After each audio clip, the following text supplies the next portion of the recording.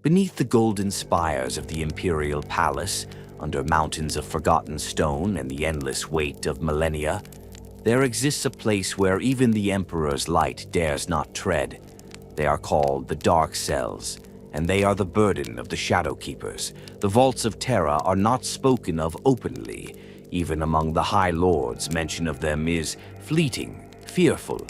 Beneath the sanctums where the Senatorum meets, deeper still than the catacombs of relics and the vaults of forbidden lore, the dark cells run like a rotten vein through the mountain's black heart.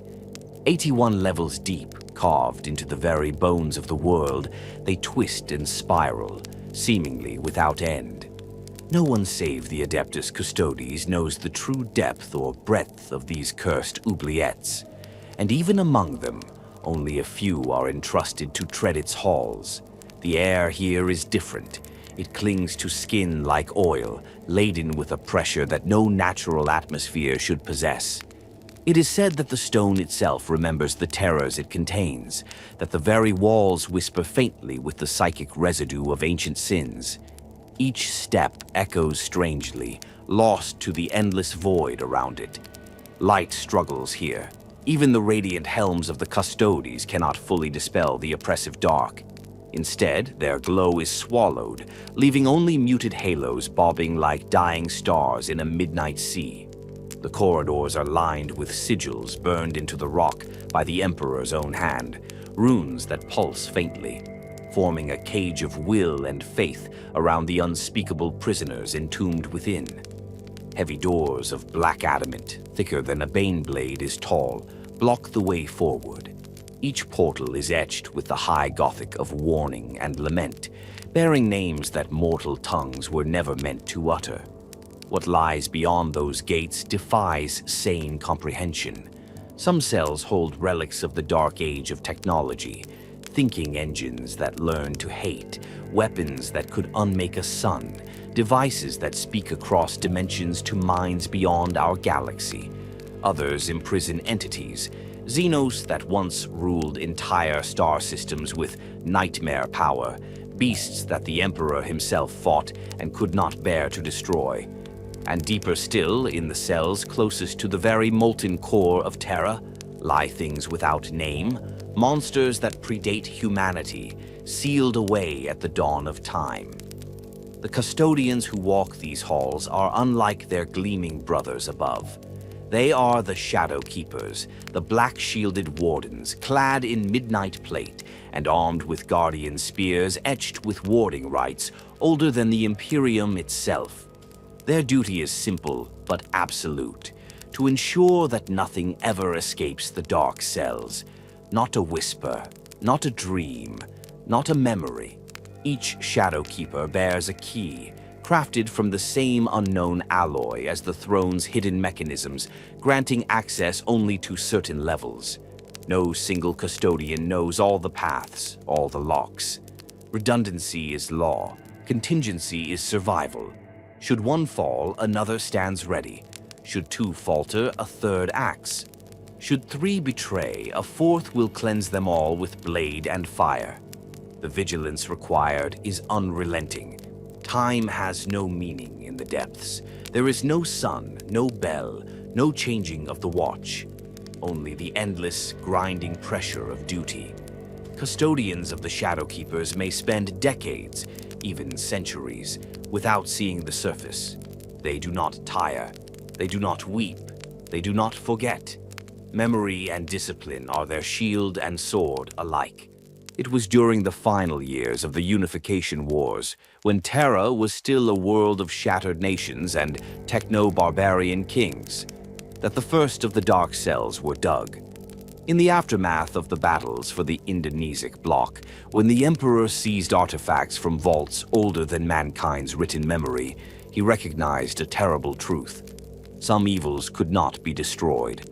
Some relics of the Dark Age could not be unmade without catastrophic consequence. Thus was born the concept of containment, and thus the vaults of Rythan, the earliest Dark Cells, were hewn beneath the growing Imperial Palace. The Emperor himself oversaw the construction of the first levels. his psychic will scorching runes into every stone, his custodians standing vigil even as the rock cooled.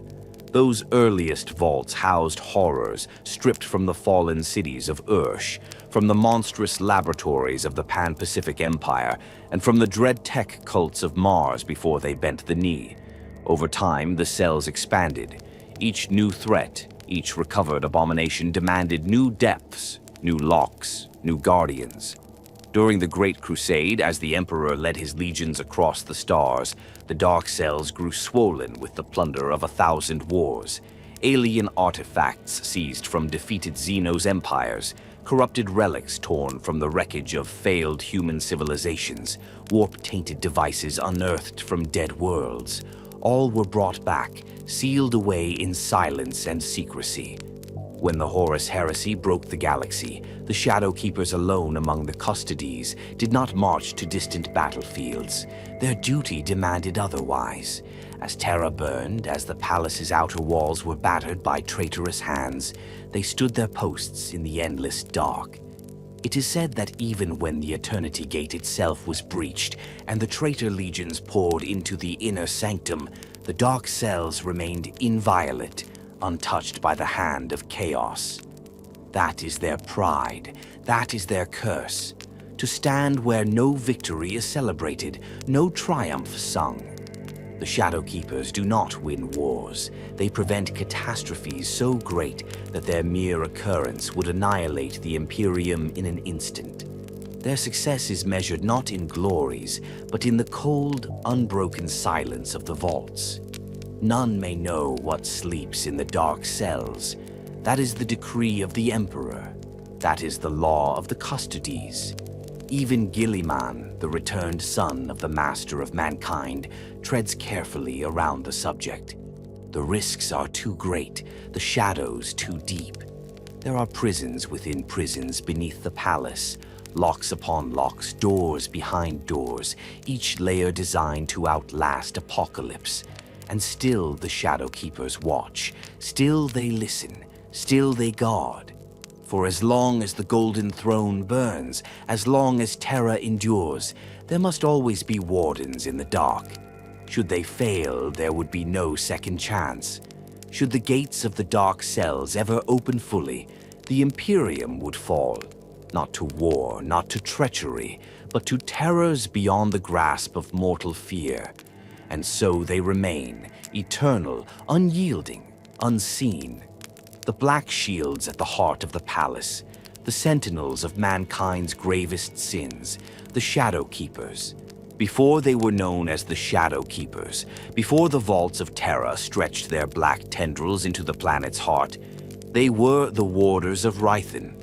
To understand them is to peel back the layers of history, to glimpse the Imperium before it was even named, and see the burden that was placed upon golden shoulders when Terra was still half drowned in blood and superstition. The warders were not born from triumph, but from grim necessity.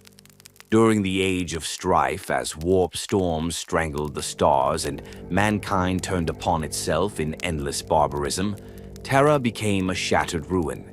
Yet even amid the ruins, remnants of humanity's lost mastery survived. Terrible, twisted artifacts from the dark age of technology, still humming with alien intellect, still thirsting for purpose. Weapons of unimaginable power, gene laboratories that could birth monstrosities, psi engines that whispered promises of dominion to any fool bold enough to listen. When the Emperor began his great unification, sweeping aside the petty warlords and techno-barbarian kings, he encountered these relics time and again. Entire nations had risen around the veneration of these blasphemous devices, worshipping ancient machines as gods, enslaving millions with technologies they could barely comprehend.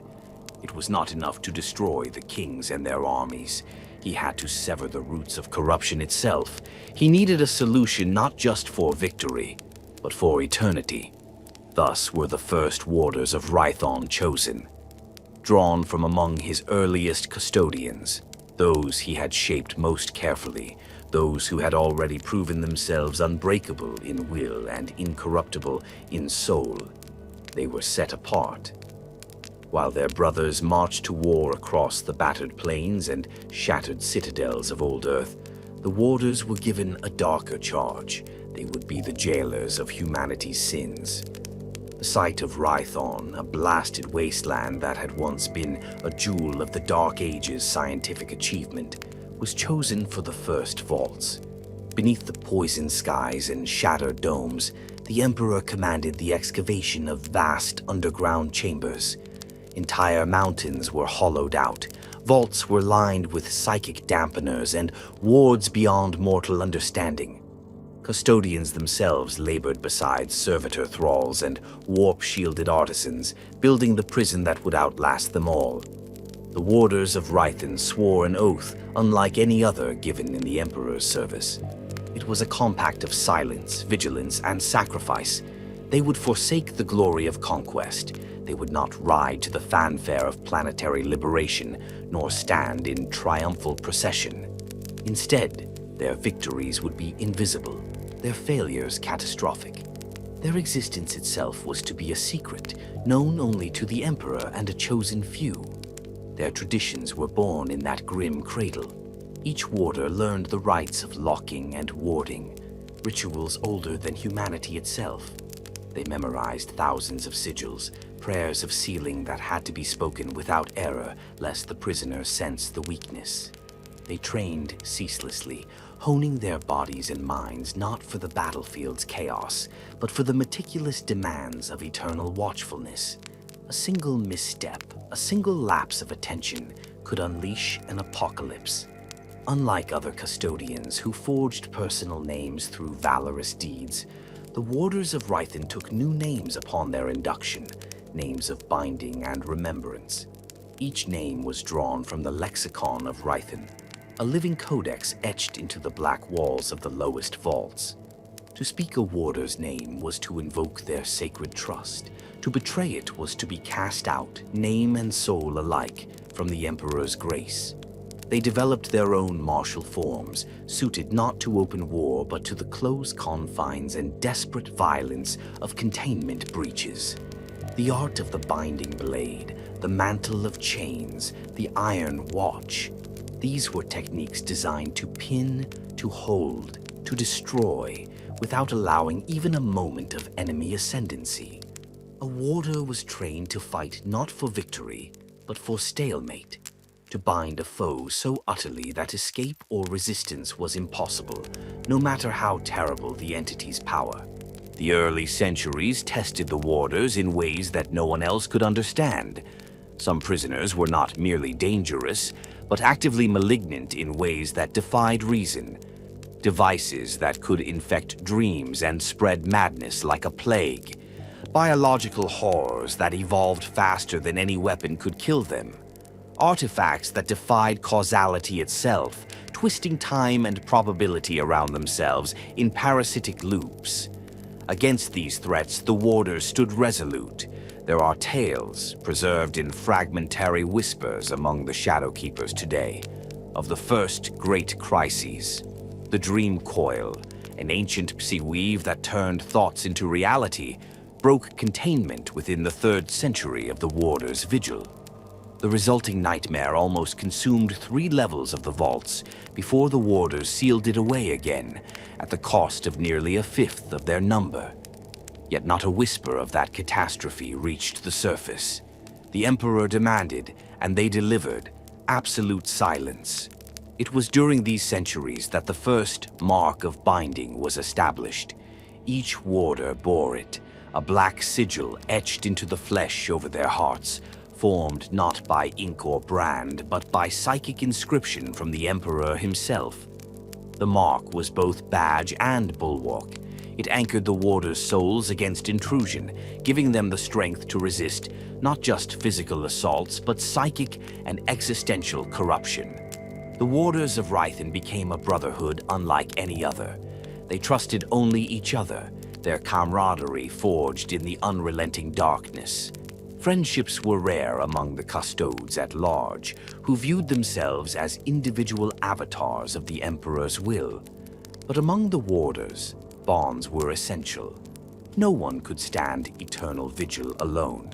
No one could endure the endless pressure without brothers to bear the burden alongside them. When the Great Crusade began and the Emperor led his legions across the stars, the warders remained on Terra. The Custodes in the legions spoke of them in hushed tones, like legends or grim omens. Even the Space Marines, those towering champions of the nascent Imperium, respected the silent watchers beneath the palace. For they knew, while they fought to conquer worlds, the warders of Rythan fought to prevent something far worse from ever reaching them. Over time, as the vaults expanded, as new threats were secured and sealed away, the warders' traditions grew richer, more solemn. Rituals of reinforcement were established. Every standard Terran year, the Oath of Chains would be renewed in the deepest chamber, each warder standing in silent acknowledgement of the burdens they bore. When one of their number fell, whether to time, to battle, or rarely to the horrors within, the rite of ashes was performed, the body consumed in a flame kindled from psychic fire, their mark of binding passed to a successor. And so the warders of Rython endured. They watched while empires rose and fell. They listened to the screams of history and never once looked away. They stood as the first and last defense against terrors too vast for human minds to comprehend. They were the seeds of what would become the Shadow Keepers, the black roots beneath the golden tree of the Imperium, silent, unseen, unyielding. To stand watch for a single day is simple. To stand for a year is admirable. To stand forever, unseen, unsung, and unbroken, is to understand the true meaning of sacrifice. Such is the burden laid upon the Shadow Keepers, the inheritors of the ancient warders of Rythan, whose vigil over the dark cells is not measured in hours or decades, but in the endless march of centuries. Within the fathomless labyrinth beneath the Imperial Palace, time itself seems to warp and stagnate. Days do not pass naturally. There is no sunrise to mark a beginning, no sunset to herald an end. Instead, the passage of existence is measured by the subtle shifts of the vault's internal mechanisms. The slow sweep of anti-psychic null fields, resetting their alignments, the periodic renewal of warding sigils, the rare clank of a patrol door cycling open as a custodian passes on his appointed round. The Shadow Keepers endure it all without complaint. For them, the mind must be fortified as much as the body, lest the perpetual silence grind their sanity into dust. Their training, brutal, relentless, endless, forges an inner calm so absolute that even the whispering horrors beyond the locked gates cannot penetrate it. Meditation is not a luxury, it is a necessity for survival. Each Shadow Keeper has his own rituals to endure the monotony. Some recount the Emperor's edicts, line by line, within the confines of their mind, reciting his sacred decrees without error. Others trace invisible wards in the air with the tips of their guardian spears, reinforcing their psychic defenses with repetitive devotion. Still, others walk the same circuits through the vaults hundreds of times, memorizing every crack and seam in the stone, ensuring that no slightest alteration goes unnoticed. The armor of the Shadow Keepers is different, even among the Custodes. Black as the void, it is layered with psychic insulation, carved with runes of silence and steadfastness. Each suit is a relic in its own right, passed down across centuries, its surface pitted and scarred by 1,000 battles against entities that defy the natural laws of the universe. Their guardian spears are inscribed with kill codes, their blades anointed with rare oils to disrupt warp entities and machine spirits alike. Yet even these mighty artifacts are not enough. The greatest weapon of a Shadow Keeper is his mind, disciplined, unyielding, utterly loyal. Where others might succumb to fear, boredom, or creeping despair, the Shadow Keepers steel themselves against all inner weakness. They are their own jailers, keeping the darkness of the vaults at bay, not only with arms, but with the inviolable fortresses of their souls. Despite the grim uniformity of their duty, hierarchy persists among the Shadow Keepers. Senior Custodians, often called chain bearers, oversee the daily cycles of patrol, inspection, and ward reinforcement. These veterans have served for centuries in the depths and know every nuance of the prison's malevolent pulse. They can sense when a lock is weakening, when a psychic bleed threatens to rupture the containment fields, when the prisoners themselves grow restless. Communication among the Shadow Keepers is a thing of rare subtlety. Words are seldom spoken. Hand gestures, coded nods, and psychic impressions suffice. To speak aloud is to risk awakening something best left dreaming. Entire rotations can pass without a single voice being raised above a whisper. Every action, every thought, every moment in the dark cells is suffused with the knowledge that failure means catastrophe on a scale unimaginable. Even the slightest breach could unleash horrors capable of annihilating worlds or condemning souls to the torment of the warp. There is no tolerance for error, no forgiveness, only the relentless expectation of perfection. To falter in vigilance is to invite oblivion. There have been breaches in the long millennia of the Vigil, rare, terrible events, each one a scar etched into the memory of the shield host. When containment fails, the response is immediate and absolute. Lockdown protocols seal entire sectors within seconds. Custodians converge on the breach with precision and finality, overwhelming whatever monstrosity has dared to stir with overwhelming force. There are no second chances, no retreats. Should a Shadow Keeper fall in the line of duty, his body is incinerated on the spot by his brothers, lest any fragment of corruption linger. His name is struck from the lexicon of Rythan, not out of shame, but as a mark of ultimate honor, a warrior who fulfilled his oath unto death. Once every Terran century, a ceremony of remembrance is held deep within the vaults. The rite of the shattered chain. The surviving Custodians gather in the Chamber of Echoes, a vast rotunda where the names of the fallen are inscribed in runes, only visible under psychic scrutiny. There, in perfect silence, they reaffirm their oaths, binding themselves once more to the endless duty. It is a grim, holy ritual, unseen by any outside their ranks. Not all battles are fought against external threats. The vaults themselves are not inert. Psychic feedback from the imprisoned horrors generates phenomena that strain even a Custodian's formidable resilience. Nightmarish hallucinations, time anomalies, bleeding walls, whispering shadows. These are the constant companions of the Watch. A Custodian might spend years walking past the same empty cell door, only to glance aside one day and see it yawning open into infinite blackness. Training teaches them to trust only their mission parameters, never their senses. Every protocol is designed to impose structure against the madness. Routine is survival. Drill is life. Certainty is the shield against the unreality that seeps from the deepest vaults. When a new Custodian is selected for the Shadow Keepers, a rare event, for few can withstand the psychological crucible required, he undergoes the trial of chains. This ordeal is conducted in the vault of waking night, a place so saturated with psychic dread that even speaking can draw the attention of things better left unnamed. There, the aspirant must endure a full cycle, an entire Terran year, without succumbing to madness, weakness, or despair. Only then is he permitted to bear the black armor and key sigils of a Shadow Keeper. Those who survive the trial are forever changed. They move differently than their golden brethren. They speak less. Their eyes seem older, heavier, as if they have seen through the veil of reality and glimpsed the horrors beyond. In truth, they have, and they have not flinched.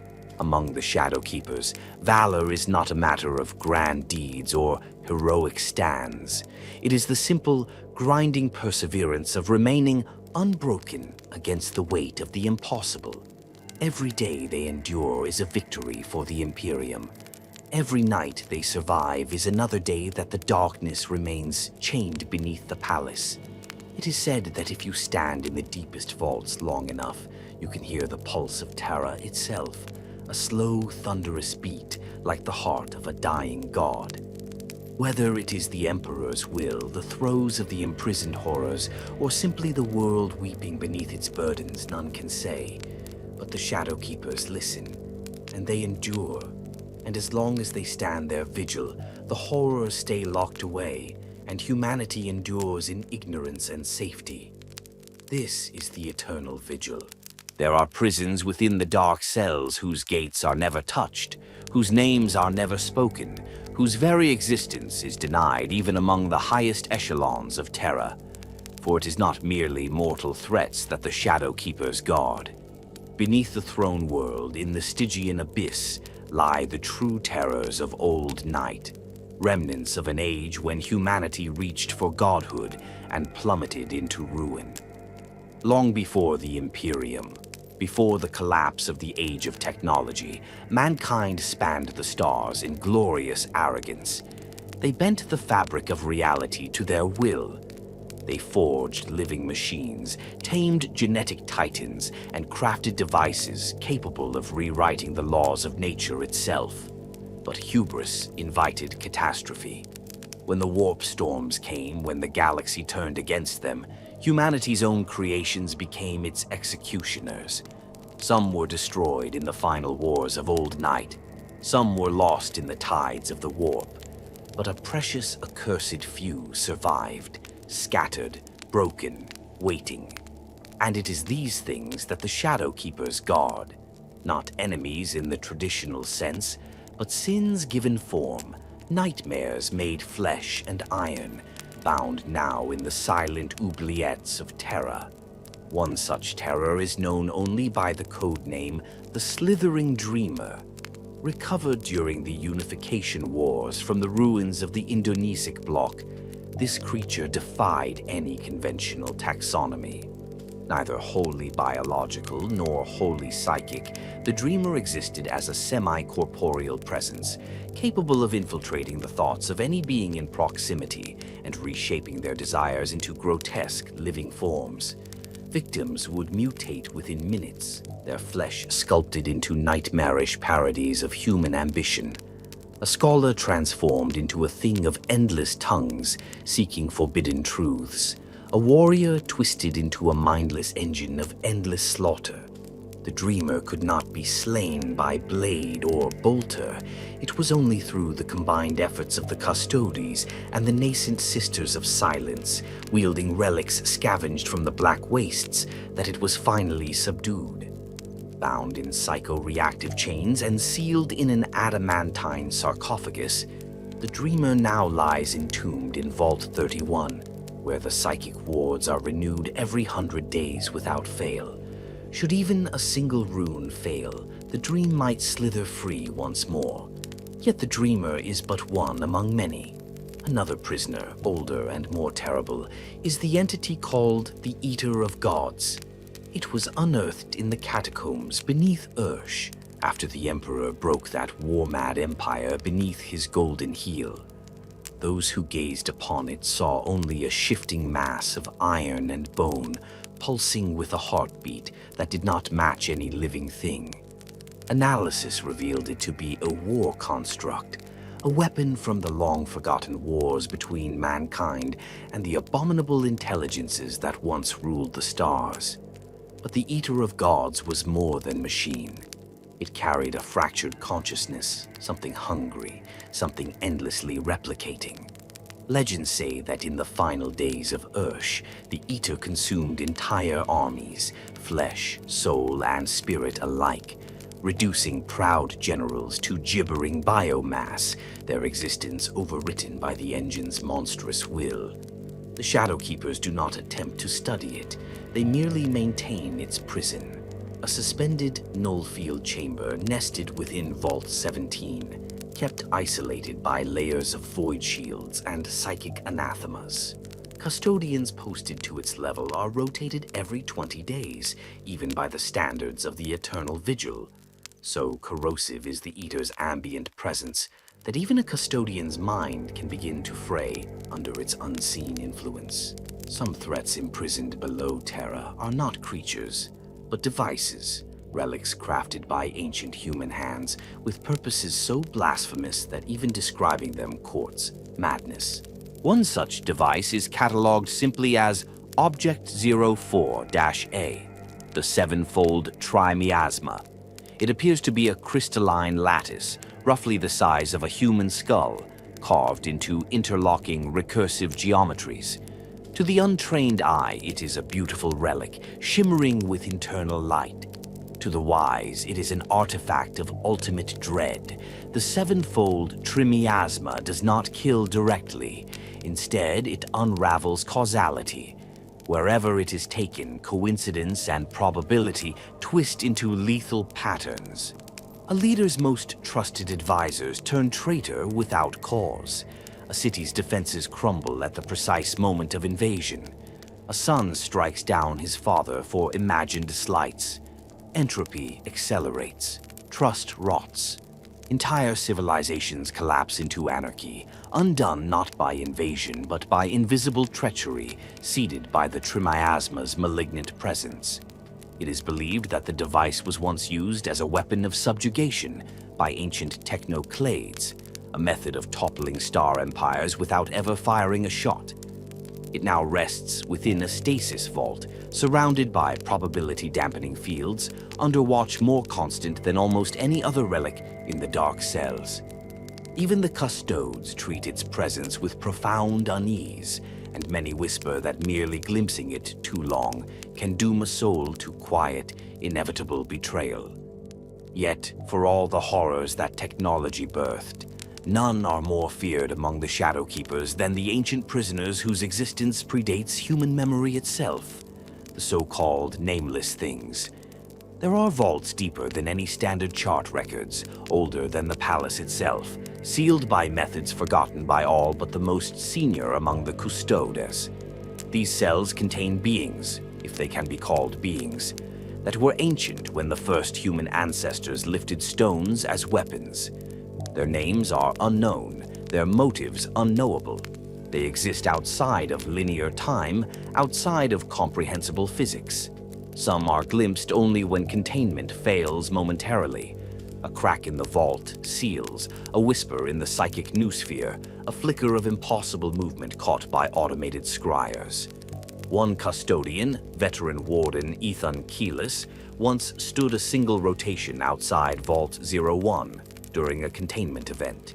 He emerged changed. His armor bore no mark and his body remained uninjured, but his eyes saw things no mortal mind was built to endure.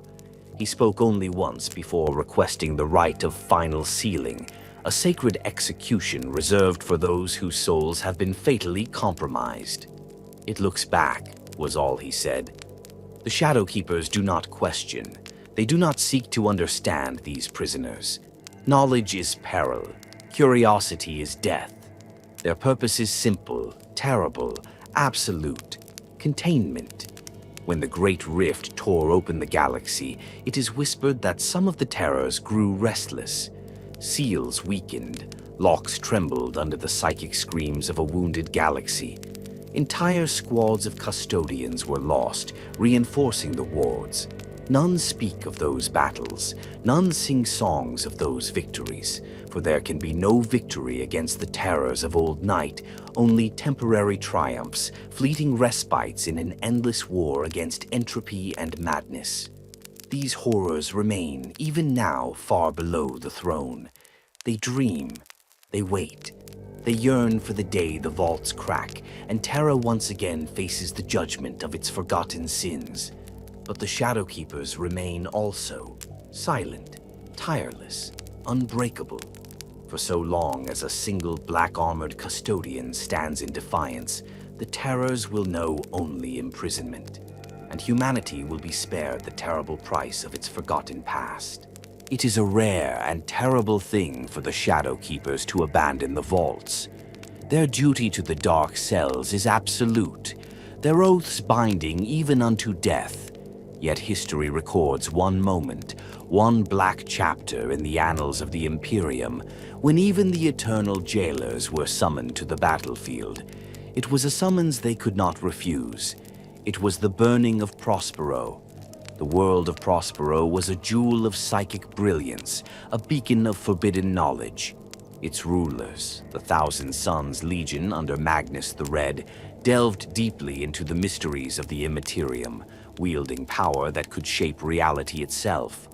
For a time they were tolerated, even admired. But the Emperor, in his infinite wisdom, foresaw the inevitable doom such unchecked sorcery would bring. His command was clear. Prospero must be purged. When the order was given, it was not only the space wolves who answered the call. In the deep halls of the Imperial Palace, a conclave was summoned in secret. The master of mankind spoke in hushed tones to his most trusted custodians.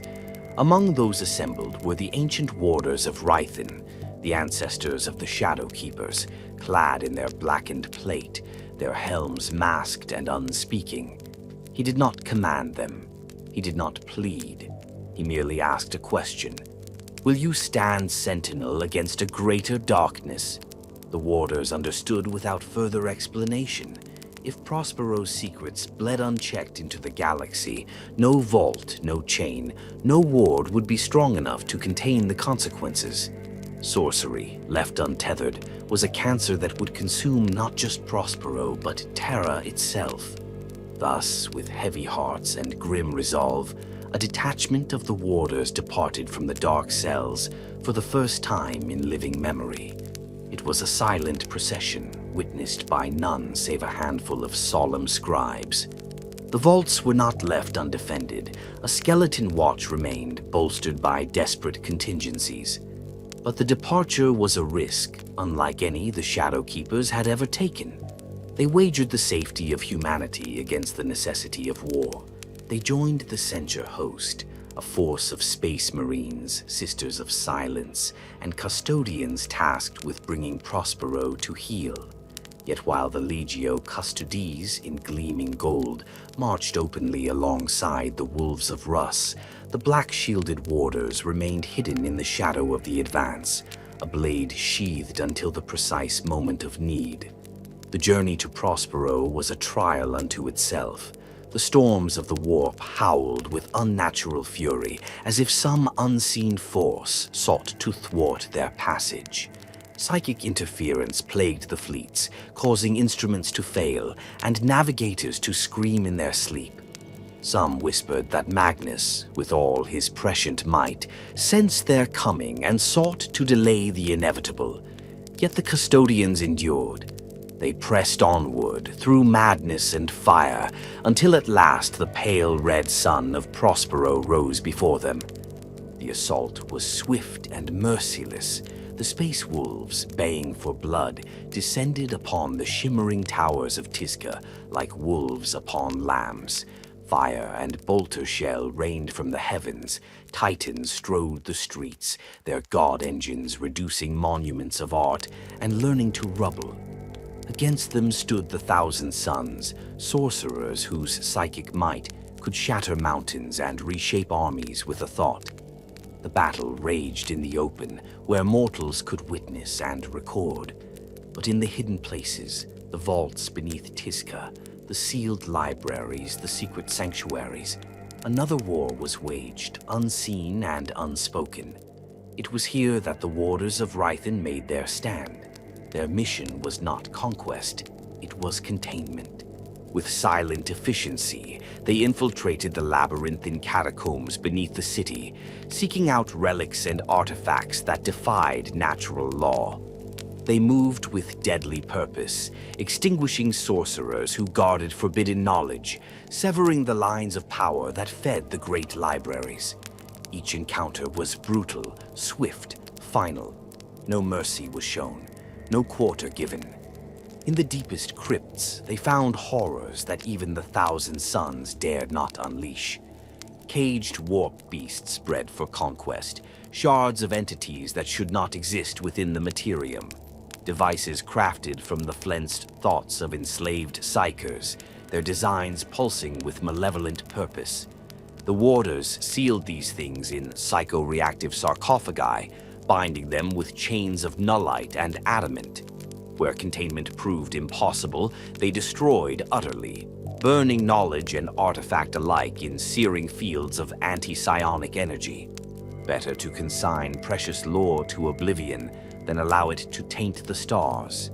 In one chamber, deep beneath the pyramid of Photep, they confronted a creature born of Magnus's own experiments, a being of raw warp stuff, barely contained in a lattice of psychomagnetic fields. It pulsed and writhed, sensing their approach. The Shadowkeepers acted without hesitation. 3 custodians gave their lives to shatter the containment field inwards, collapsing the thing into a singularity of null space before it could escape.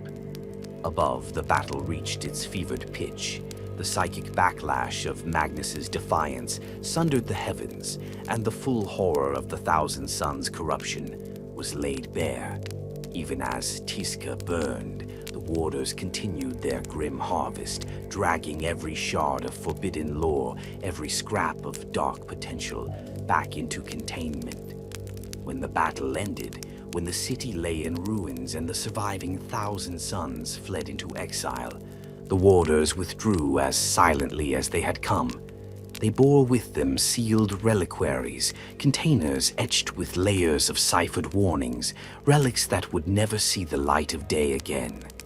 Not even the space wolves, triumphant and bloodied, knew the full extent of what had been taken. Their return to Terra was somber. They did not march in triumph. They did not speak of what they had seen. In the black depths of the dark cells, new vaults were carved to contain the relics of Prospero. Vaults deeper, darker, more heavily warded than any before. The price had been high. Custodians lost, relics destroyed, secrets forever consigned to oblivion. Yet the greater catastrophe, the unchaining of sorcery across the Imperium, had been averted. Humanity would endure for a time longer. To this day, the Shadowkeepers bear the scars of Prospero. Some among them whisper of visions glimpsed in the ruins, of fates darker even than what was sealed away. They speak little of it. Their duty is not to remember, but to endure, to watch, to guard. The burning of Prospero was not merely the end of a world, it was the reaffirmation of a sacred truth. That knowledge, unbound by restraint, is as great a threat to humanity as any alien or demon, and that in the darkness beneath the throne, there must always be those who stand ready to extinguish such fires, no matter the cost. The Shadowkeepers stood then. They stand still. They will stand forever. It is said that the greatest threats to the Imperium do not always come with banners unfurled and war horns sounding. Some creep silently from the void, unseen until it is almost too late. Such was the case with the ominous gift, a nightmare adrift among the stars, and a terror that only the Shadowkeepers could truly comprehend. It began, as these things often do, with a whisper. Long-range auger probes stationed at the edge of Sol's system detected an anomaly. A vast mass, larger than any known battleship, adrift in the outer dark. At first, it appeared to be a derelict space hulk, one of countless such wrecks that drift through the tides of the warp. Ancient vessels fused together by gravity and madness, drifting eternally between real space and nightmare. But this one was different. The data that returned was fragmented, corrupted, as if the very act of scanning the anomaly provoked it. Vox operators suffered seizures. Machine spirits recoiled, refusing to obey. In the astropathic choir, 2 souls tore themselves apart rather than describe what they had glimpsed. Across the Emperor's Tarot, the same card emerged again and again, inverted and burning. The tower. Collapse. Doom. The High Lords debated in panic. The Imperial Navy argued for orbital bombardment. The Inquisition clamored for immediate quarantine and study. But in the heart of the Imperial Palace, the Captain General of the Adeptus Custodes, Isoth Kumadra, understood a deeper truth. Some threats are too vile even to risk study. Some relics must not merely be denied to the enemy, they must be obliterated beyond memory. And so the Captain General summoned the Shadow Keepers. The Lock Warden at that time, a grim custodian known only by the name Drekal Vane, accepted the burden without question. He gathered a cohort of 200 of his finest, veterans who had stood watch over the darkest vaults, who had faced horrors unrecorded in any chronicle, and prevailed. Their mission was clear. They would board the derelict. They would purge it. They would ensure that nothing, no artifact, no echo, no whisper, survived. The ominous gift, as it had come to be called by those too afraid to speak plainly, lurked beyond the orbit of Pluto, drifting lazily in the emptiness like a spider in the web of reality itself. As the Custodes' assault craft approached, augurs failed entirely, auspexes turned to static. Vox traffic was silenced, not by jamming, but by the absence of transmission itself, as if the very fabric of reality frayed in proximity to the hulk. Still, the Shadow Keepers pressed onward. They breached the hull with precision, cutting through blackened, half-melted adamantium to enter the corpse of the vessel. Inside, they found a labyrinth of madness. The hulk was no simple collision of lost ships. It was an abomination of purpose. Human vessels, ancient colony ships, military frigates, even wrecked Mechanicus arc vaults had been fused together not by the random forces of the warp, but by deliberate, malevolent design. Walkways twisted in impossible angles, hallways ended in screaming maws of flesh and metal. Throne rooms built for planetary governors now housed spires of pulsating, living bone. And worse still were the echoes. In the corridors, the Custodians heard voices, not in their ears, but in the deep places of their minds. Pleas for help, cries of agony, whispers of treachery. Every step deeper into the hulk chipped away at the armor of the soul, testing even the iron will of the Emperor's chosen. Some Custodians faltered. One, veteran knight Serene Vos, removed his helm mid-mission, weeping openly as he tried to embrace an unseen figure from his past. His brothers slew him without hesitation, honoring him with the mercy he could no longer grant himself. The further they pressed, the clearer the shape of the threat became. At the heart of the ominous gift was not a simple relic or demonic infestation. It was a construct, a shrine built from the bones of dead civilizations, wired into the carcasses of ancient void ships, designed to act as a beacon. A signal flare to the warp, a call to entities far beyond mortal comprehension. The structure throbbed with nascent life, its existence an open wound in the membrane of reality. Already the ship began to shift and warp, tendrils of unreality coiling outward into space. Had it been allowed to reach the Sol system proper, Terra itself would have been engulfed in a tide of madness before the Golden Throne could even react. There was no time for retreat. Lock Warden Drekal Vane ordered the activation of Protocol Terminus, a code so ancient and terrible that even most Custodians only know it by rumor. The Shadow Keepers set charges throughout the hulk, relic devices that burned with anti-warp sigils and blacklight radiation. They sang no hymns, spoke no prayers. Duty was prayer enough. The Lockwarden himself led the final charge to the heart of the beacon.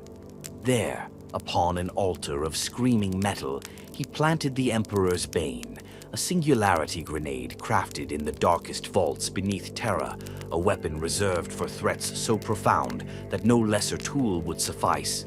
As the device activated, reality began to collapse inward.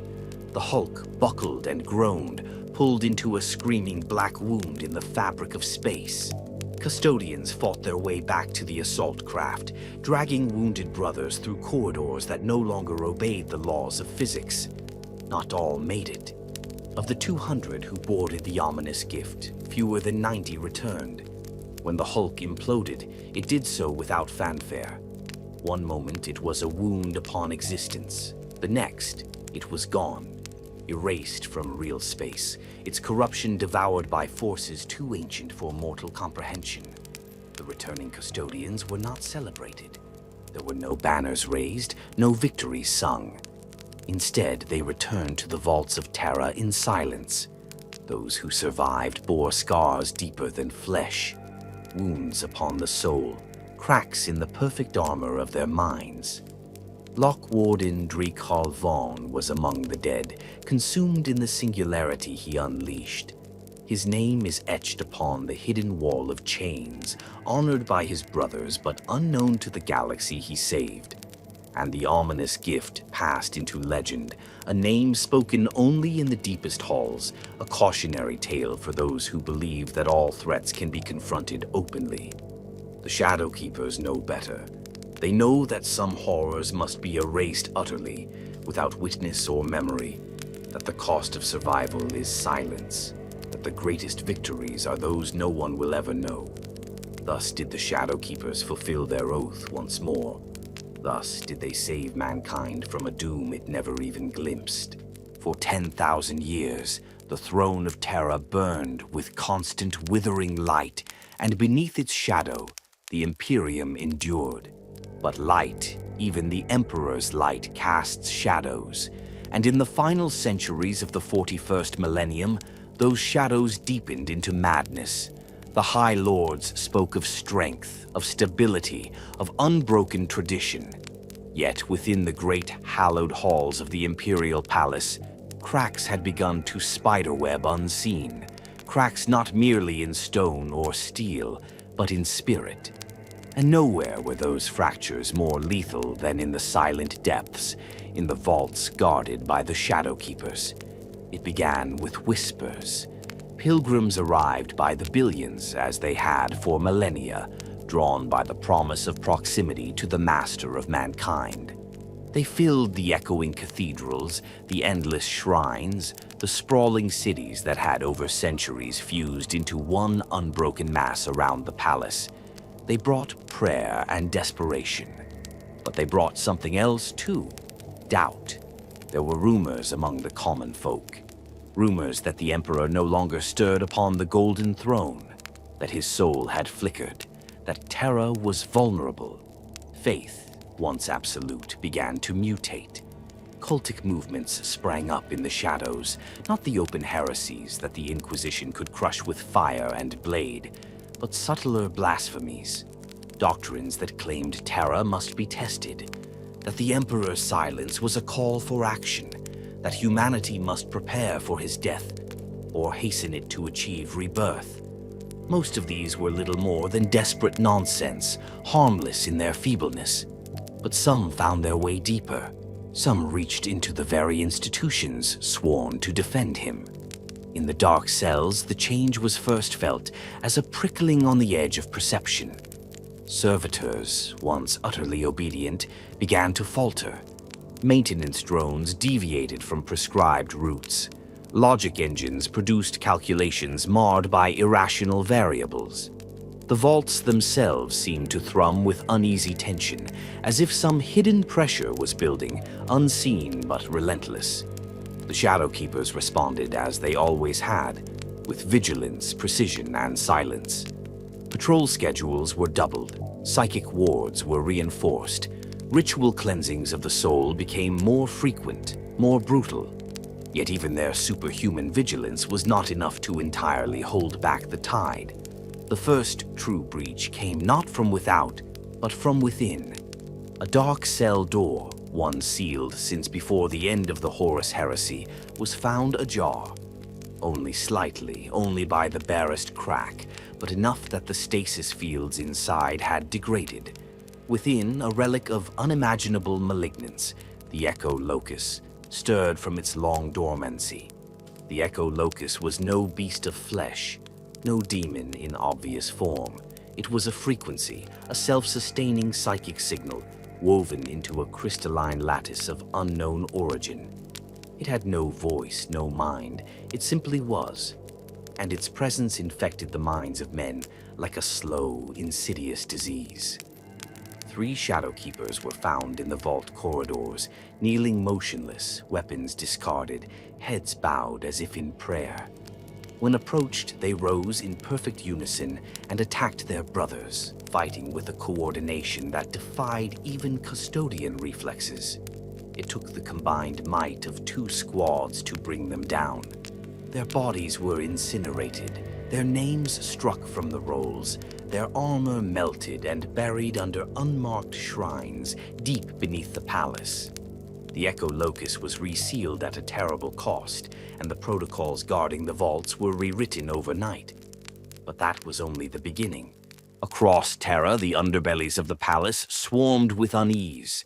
Maintenance crews went missing. Adeptus Administratum functionaries reported mass data loss in archival vaults. Entire pilgrim districts vanished into lockdown without explanation. Beneath the great spires, darker cults festered, cults that did not seek merely to worship, but to awaken. They spoke of the true light beyond the throne, and they trafficked in artifacts, forbidden knowledge, and the whispers of demons. The Shadow Keepers, forbidden to leave the vaults for open war, responded in their own way. Strike teams were formed, small surgical kill squads clad in black, moving through the maintenance tunnels and dead zones like wraiths. No declarations were made, no proclamations were issued. They hunted. When they found nests of heresy, they struck with clinical precision. No prisoners were taken, no trials held. Every cultist, every conspirator was burned to ash by weapons designed for the annihilation of warp entities. Even the bones were ground to dust. Some say that the screams of the purged can still be heard echoing through the palace's forgotten arteries. Yet for all their efforts, the Shadow Keepers knew they were losing ground. The psychic saturation of Terra grew worse by the year. The burden on the Golden Throne increased, its demands sapping the strength of even the Emperor's mightiest servants. The walls between reality and the warp thinned, not with a roar, but with a slow, corrosive seepage. One year, the year of falling stars, saw dozens of minor psychers across the palace experience spontaneous combustion. Another year brought the mass dreaming, where thousands of pilgrims collapsed simultaneously, screaming visions of golden rivers running red with blood.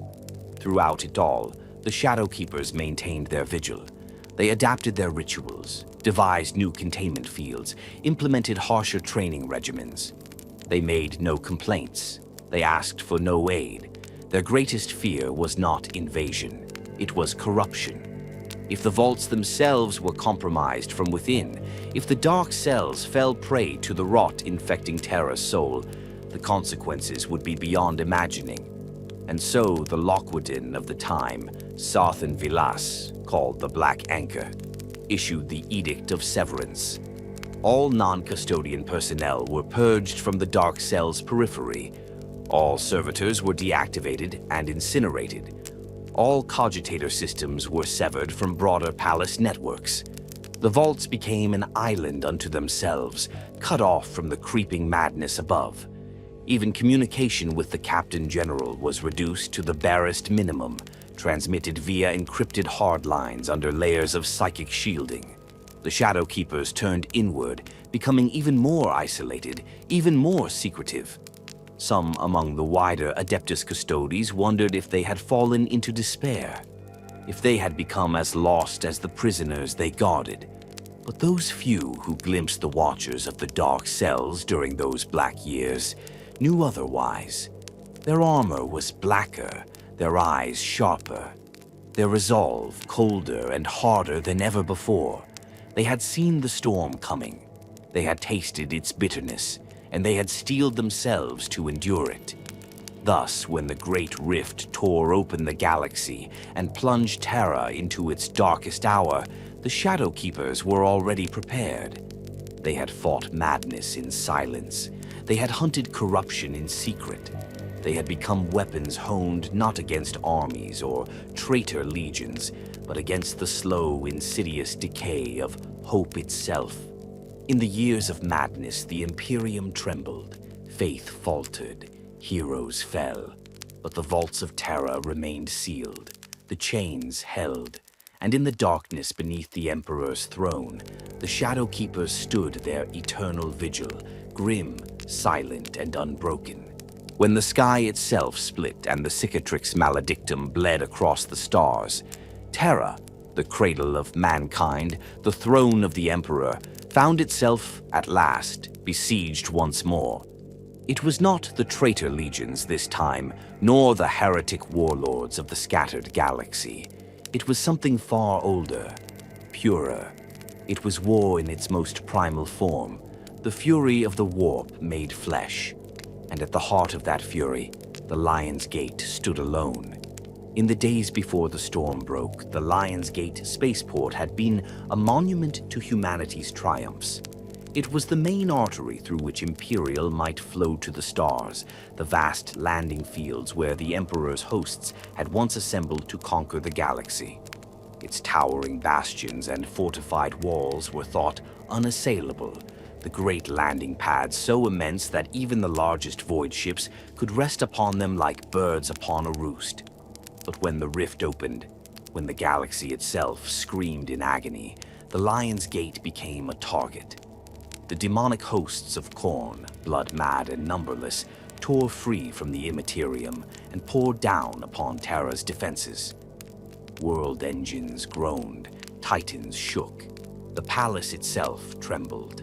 Across the broken stars, reinforcements faltered and vanished. Warp storms cut Terra off from the greater Imperium.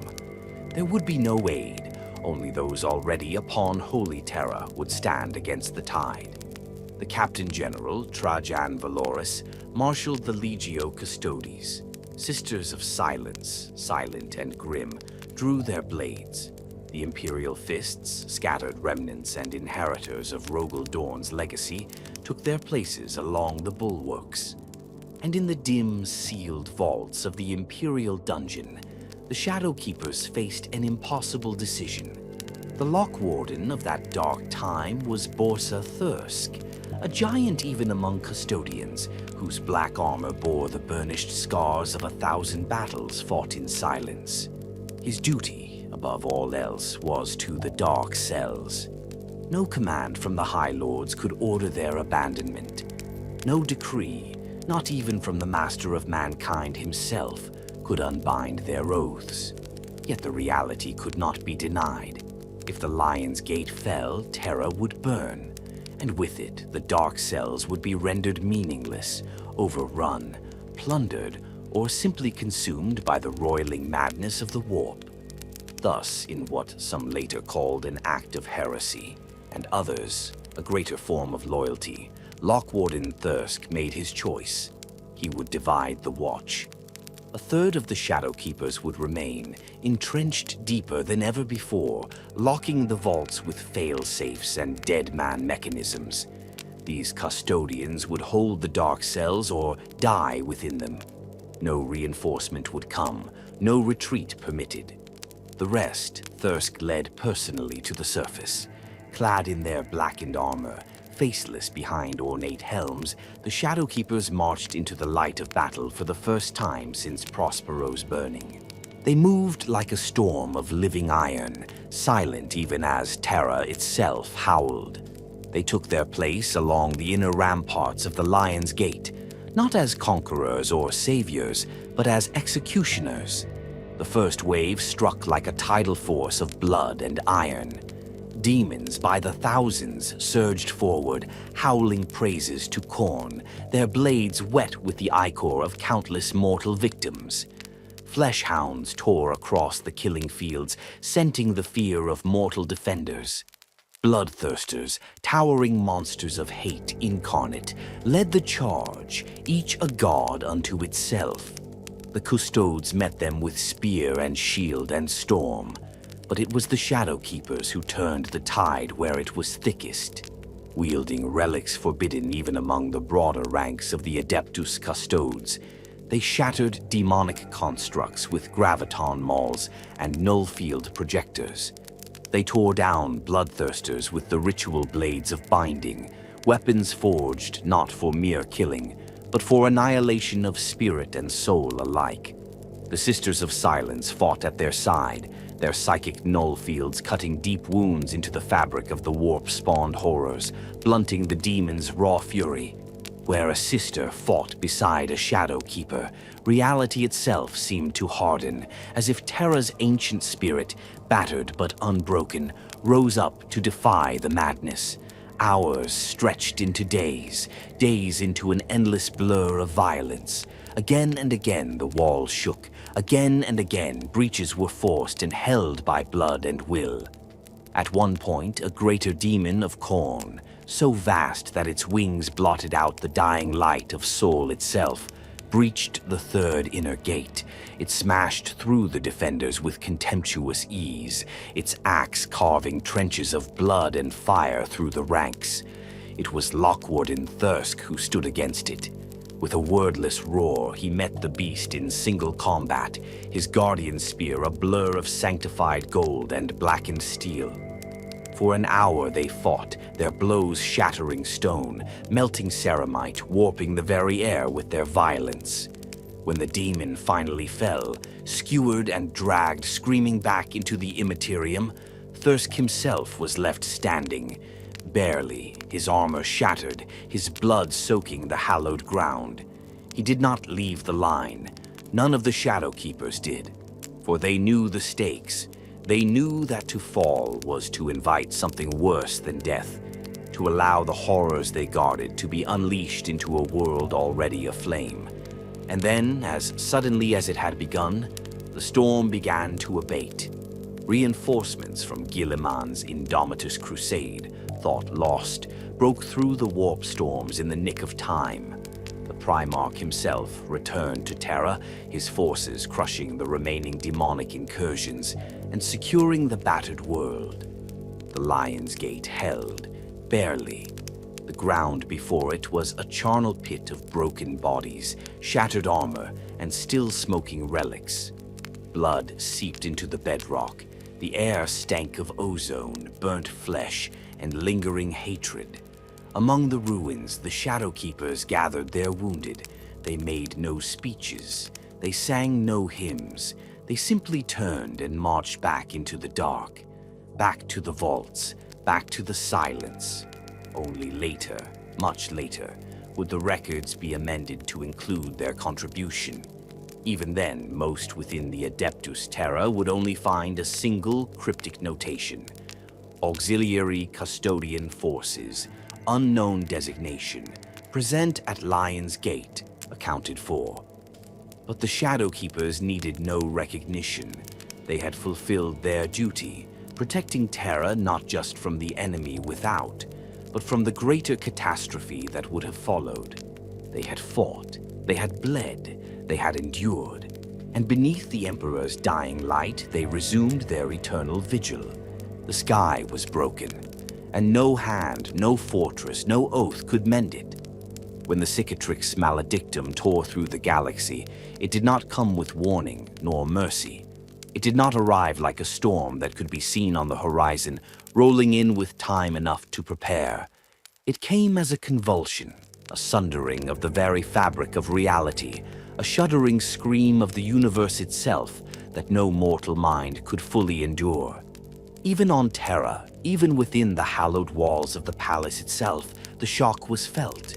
The walls shook, not from bombardment, but from a pressure more profound, the pressure of unreality bleeding into real space, a tide of nightmare forcing its way through cracks, thought eternally sealed. And in the vaults below, where the darkest secrets of humanity had long been imprisoned, the consequences were immediate and catastrophic. The dark cells had been designed to endure all things: wars, invasions, the collapse of civilization itself. They had been forged in the crucible of the Emperor's will, reinforced across 10,000 years of vigilance. Yet, they had never been tested against the breaking of the universe itself. At the first spasms of the rift, the deepest vaults trembled. Psycho-reactive wards thought immutable, flickered. Null fields collapsed into silence. Containment protocols, redundantly layered across hundreds of iterations, failed simultaneously as causality itself twisted in upon itself. In an instant, several dark cells stood empty. The prisoners, relics, entities, horrors too terrible for the light, were gone. Some evaporated as reality shifted, pulled screaming into the warp. Others, worse, slipped into the cracks between worlds, their location and condition now unknown. Some may yet walk the shattered voids of the Imperium Nihilus. Others may never be found again. The Shadow Keepers, those eternal wardens, face the greatest crisis in their long and secret history. Their creed, their identity, had always been to hold the vaults inviolate, to guard Terra's darkest secrets so that none might escape. But now the impossible had occurred. Containment had failed. For a time, despair threatened even these mighty warriors. Lock Warden Borsa Thirsk, recently returned from the blood-soaked fields of the Lion's Gate, stood in grim silence before the wall of chains, contemplating the burden of their failure. His brothers looked to him for guidance. What would it mean if the vaults could no longer be trusted to endure? What would it mean if the horrors they once caged now roamed free across a shattered galaxy? It was Thirsk who made the fateful decision. The mission of the Shadow Keepers would change. They would not merely stand vigil. They would hunt. Within the heart of the vaults, a new order was given. The Watch Unbound. Strike forces of Shadow Keepers, formed of the most relentless and incorruptible among their number, would depart Terra's sacred soil for the first time in millennia. They would go forth into the broken galaxy. They would seek the escaped prisoners, the lost relics, the abominations loosed by the Great Rift. They would recover them or destroy them utterly. No banners were raised, no grand pronouncements made. This new war was one of silence, waged in the dark between stars. The first deployments were swift and brutal. Upon the shrine world of Gethsemane Prime, a ritual automaton escaped the vaults, found new worshippers among the fallen ecclesiarchy. It grew, absorbing the prayers of the desperate into a writhing mass of psychic metal. When the Shadow Keepers arrived, they did not negotiate. They did not explain. They carved a path through the corrupted faithful and destroyed the machine in a storm of null fire, leaving the ruins to burn without a single word spoken. On the death moon of Valitor, something older and crueler than the worst demons slithered into the dreams of a broken PDF garrison. Men turned on each other, forming cults dedicated not to gods of the warp, but to alien intelligences predating humanity itself. Shadowkeeper squads, armed with psi-binders and null cages, descended upon the moon in surgical strikes, erasing the infection with clinical detachment. When they departed, there was no one left alive but bones and dust. Every world they touched became a graveyard. There was no triumph, no liberation, only the ruthless excision of contagion. The wider Imperium took note.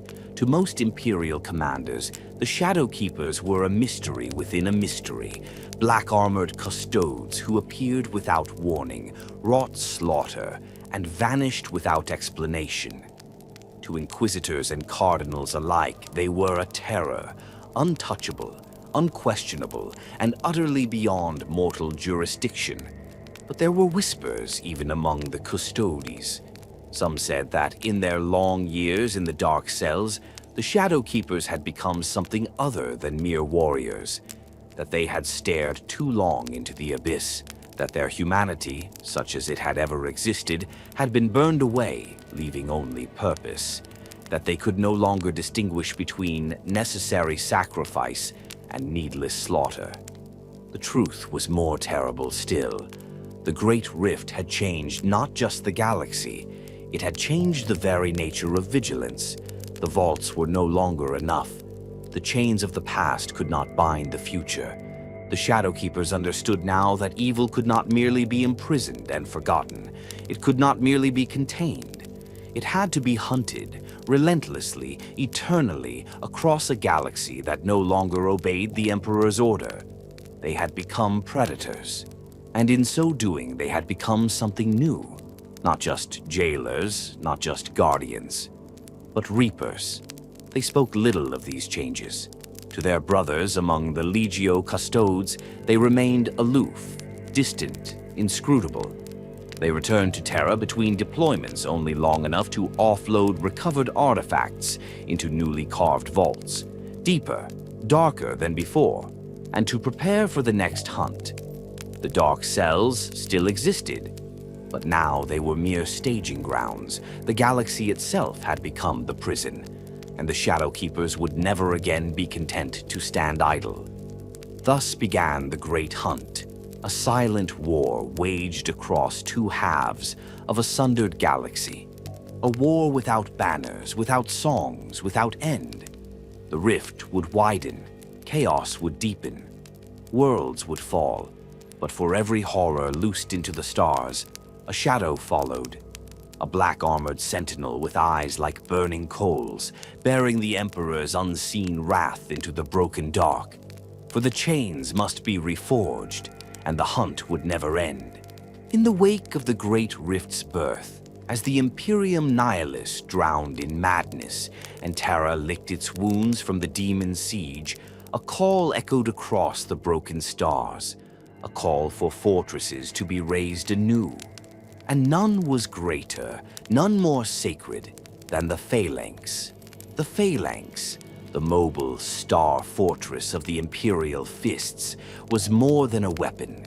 It was a relic of the Golden Age, a bastion of humanity's greatest triumphs, a testament to unbreakable will.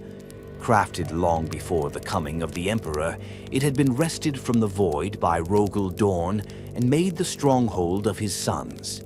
For 10,000 years, it had served as a hammer against heresy, a shield against annihilation.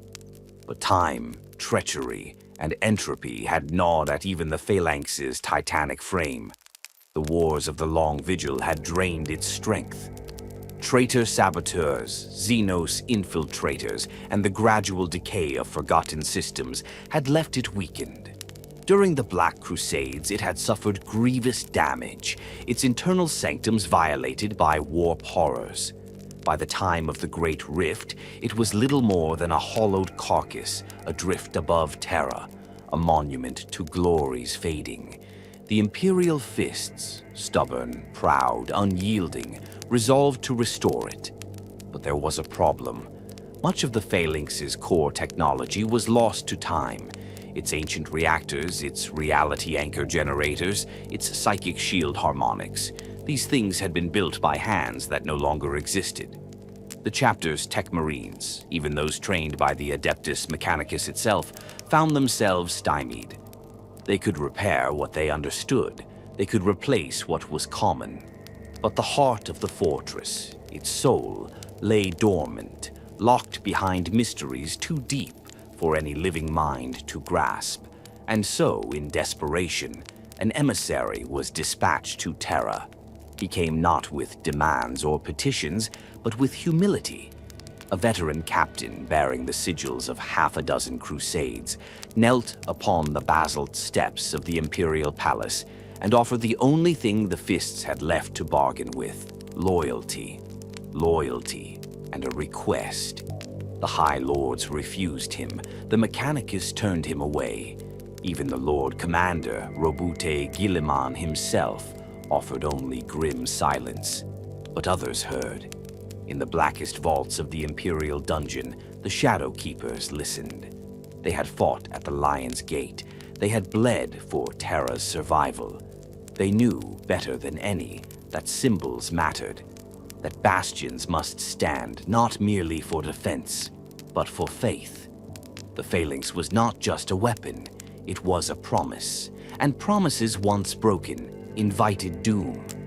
Thus, in secret, without ceremony or acknowledgement, the Lockwarden issued a new command. Deep within the dark cells, in vaults so ancient that even their numbering had faded from memory, there existed relics from the dawn of the Imperium. Not weapons, not prisoners, but knowledge. Schematics etched in psycho-reactive crystal, blueprints encoded in stasis-vaulted dreams, instructions for technologies humanity had long since forgotten. One such relic was known simply as the Keystone of Ganymede, a black prism no larger than a man's fist, pulsing with dull, heartbeat light. It contained the harmonic sequences needed to reactivate the phalanx's ancient core, the equations that could awaken the fortress's sleeping soul. Recovering it was not easy. Even the vaults themselves resisted. The passageways twisted, lock wards shifted. Psychic echoes of the old night screamed warnings in dead tongues. 4 Shadow Keepers were lost to unseen forces before the keystone was finally retrieved. When at last it was secured, it was not delivered openly. No parade of honor, no grand declaration. A simple meeting in a silent chamber beneath the palace. An aged tech marine of the fists, his armor battered, his servo harness weeping sacred oils, stood before a figure clad in black. No words were exchanged. The lock warden extended the relic. The tech marine took it with trembling hands. Then the Shadow Keepers turned and vanished into the dark. What followed was one of the Imperium's greatest silent victories. With the keystone in their possession, the tech marines of the Imperial Fists set to work. Guided by the ancient knowledge encoded within, they awoke systems thought forever dead. Null graviton stabilizers hummed back to life. Warp anchor pylons realigned, knitting reality back around the fortress. The phalanx stirred, its engines flexing like a slumbering god roused from uneasy dreams. It was not easy. Sabotage from within, echoes of ancient curses buried in the fortress's heart, erupted as the restoration proceeded. Machine spirits long mad from isolation lashed out, venting atmospheres and firing defensive turrets at repair crews. Hull breaches tore open sections of the bastion. Void-born predators, half-warped into nightmare forms, had to be purged from hidden decks. The Shadow Keepers intervened only once. A singularity anomaly, previously dormant, erupted near the primary command spire. Reality warped, time staggered. Technicians began to dissolve into twisted versions of themselves, screaming warnings from futures that had not yet occurred. A Shadowkeeper strike team, moving through secret maintenance shafts unseen by the mortal crews, descended upon the anomaly. They carried weapons that few outside their order had ever glimpsed. Entropy lances, mind hammers, terminus chains. In a battle fought across the crumbling layers of time itself, they severed the anomaly's anchor, burning it out of existence with cold, merciless precision. No one recorded their presence. No honors were given. When the final conduits flared with light, when the phalanx rose once more in silent defiance of the galaxy's doom, it was the Imperial Fists who stood in glory. They believed themselves alone in their triumph. They were wrong. The Shadow Keepers had labored in silence, as they always had, shaping the course of history from the darkness beneath the throne. And when the fortress finally sailed into the void once more, spearheading new crusades to reclaim the lost Imperium, the black-armored sentinels of Terra simply returned to their vigil. For the Shadow Keepers understood what the galaxy could not. Victory is not always won with banners and songs. Sometimes it is secured by hands unseen, by sacrifices unrecorded, by warriors who know that the light of mankind's future depends not on being remembered, but on enduring.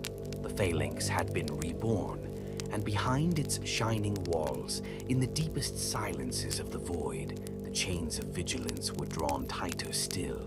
The galaxy remembers Cadia as a martyr, a world that defied the eye of terror until its dying breath, a bastion whose fall broke the dam between sanity and nightmare. Songs are still sung of the Cadians' stubbornness, their sacrifice, but few speak of what was left behind, and fewer still know that Cadia's fall birthed dangers that even death could not erase. For the Shadowkeepers, Cadia was not merely a battlefield, it was a wound, a scar across reality, festering with ancient poisons and forgotten relics too dangerous to leave adrift in the corpse of a world. And so, when Terra regained its breath after the rift's opening, when the first tentative paths through the warp were clawed back by the light of the Astronomicon, a secret order was given. The Lock Warden himself convened the conclave. In the vaults beneath the palace, beneath even the dark cells, the surviving captains of the Shadowkeepers gathered in the Chamber of Iron Oaths. No words were written, no witnesses allowed. Only the binding of silence, the clasping of hands upon chains of bloodsteel.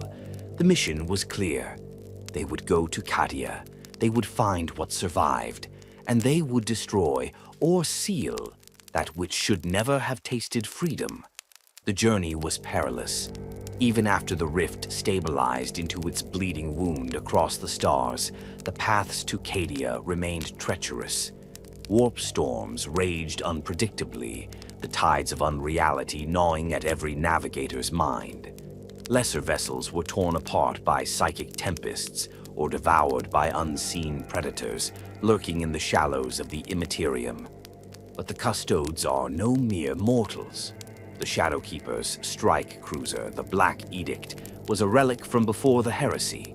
A ship armored not just in ceramite and void shields, but in psychic wards and rituals woven into its very keel. Its machine spirit, ancient and grim, had carried such warriors across nightmare seas before. It would do so again. They arrived in Cadia's graveyard without fanfare. What they found was a landscape of sorrow. Cadia's surface, once proud, once defiant, had been shattered by the Eye's fury. Continents torn asunder, oceans boiled into mist, the skies bled unnatural colors, and reality itself twisted like a wounded animal. Ruins floated impossibly in low orbit, fragments of the world's shattered crust, drifting like broken teeth around a dying sun. Yet amid the devastation, something stirred. Sensors picked up anomalies immediately, pulses of energy that did not match any known Imperial signatures, psychic echoes too regular to be accidents of the warp. Cadia was dead, but it was not silent. The Shadowkeepers made planetfall upon the remnants of Kasser Vortigern, once a fortress city renowned even among the Cadians for its resilience. Now it was a jagged wound of broken rock and half-melted adamantium, its once proud bastions reduced to skeletal remains. Their presence was like a scalpel cutting into a cancerous mass. Silent, methodical, the black-armored Custodians advanced through the wreckage. Auspex scanners howled warnings, vox feeds glitched into bursts of whispered gibberish.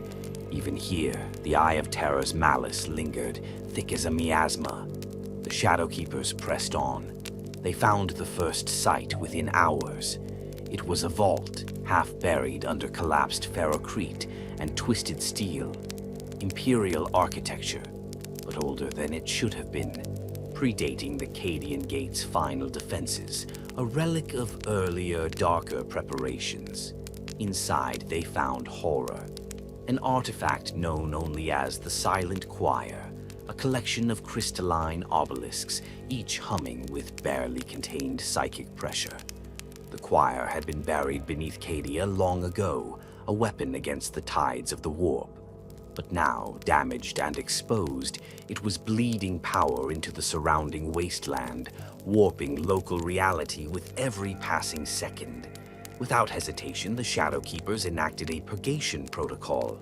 They encircled the site with null field generators, collapsing the choir's psychic lattice inward until the crystals imploded with a soundless roar. The ground itself shuddered. Warp entities that had been feeding on the resonance were shredded into screaming motes of unreality. One horror contained. But it was only the beginning.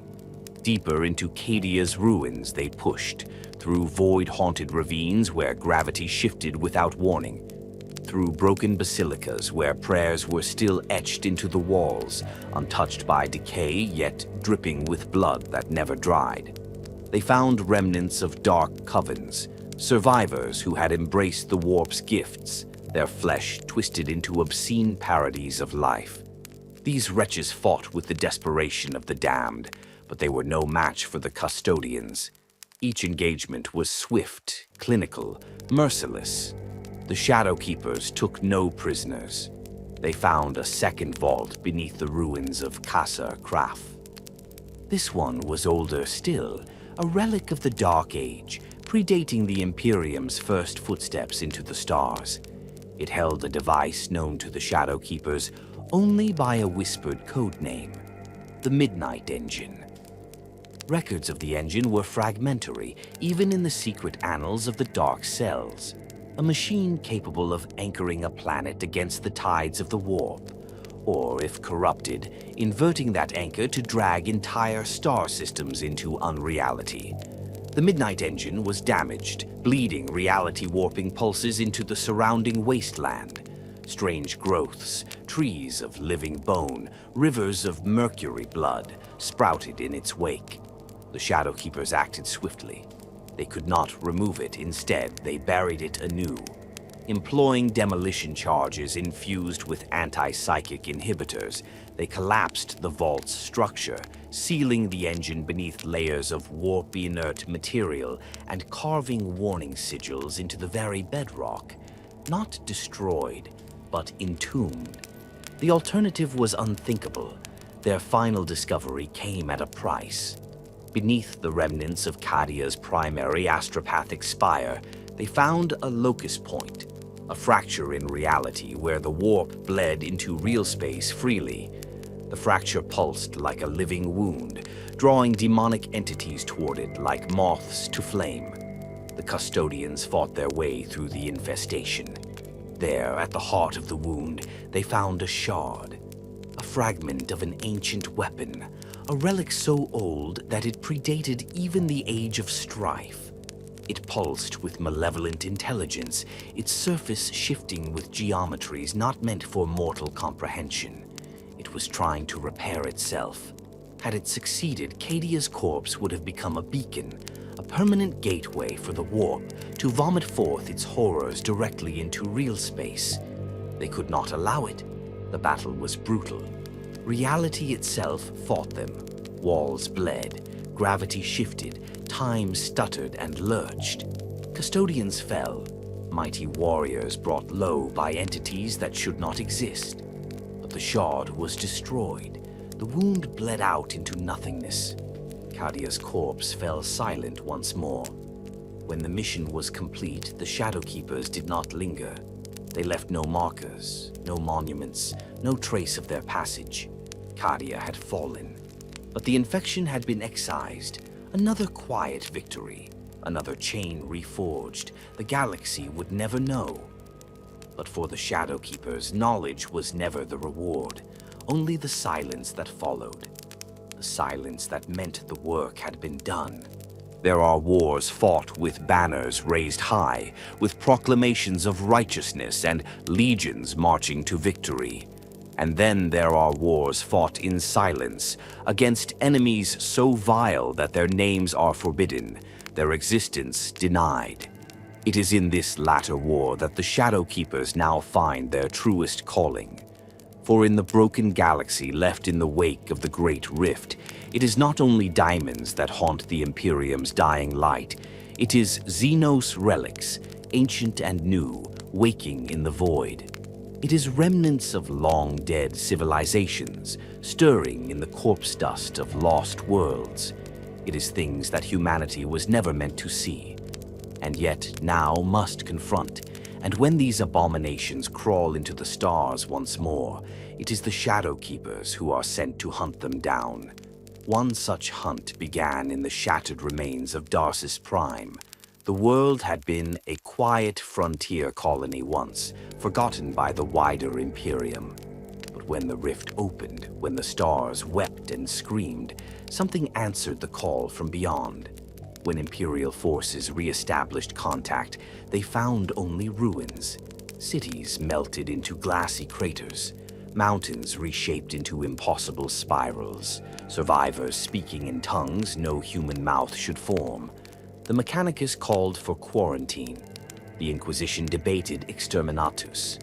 But before either could act, the Shadow Keepers arrived. Their black assault craft fell like meteors into the cursed landscape.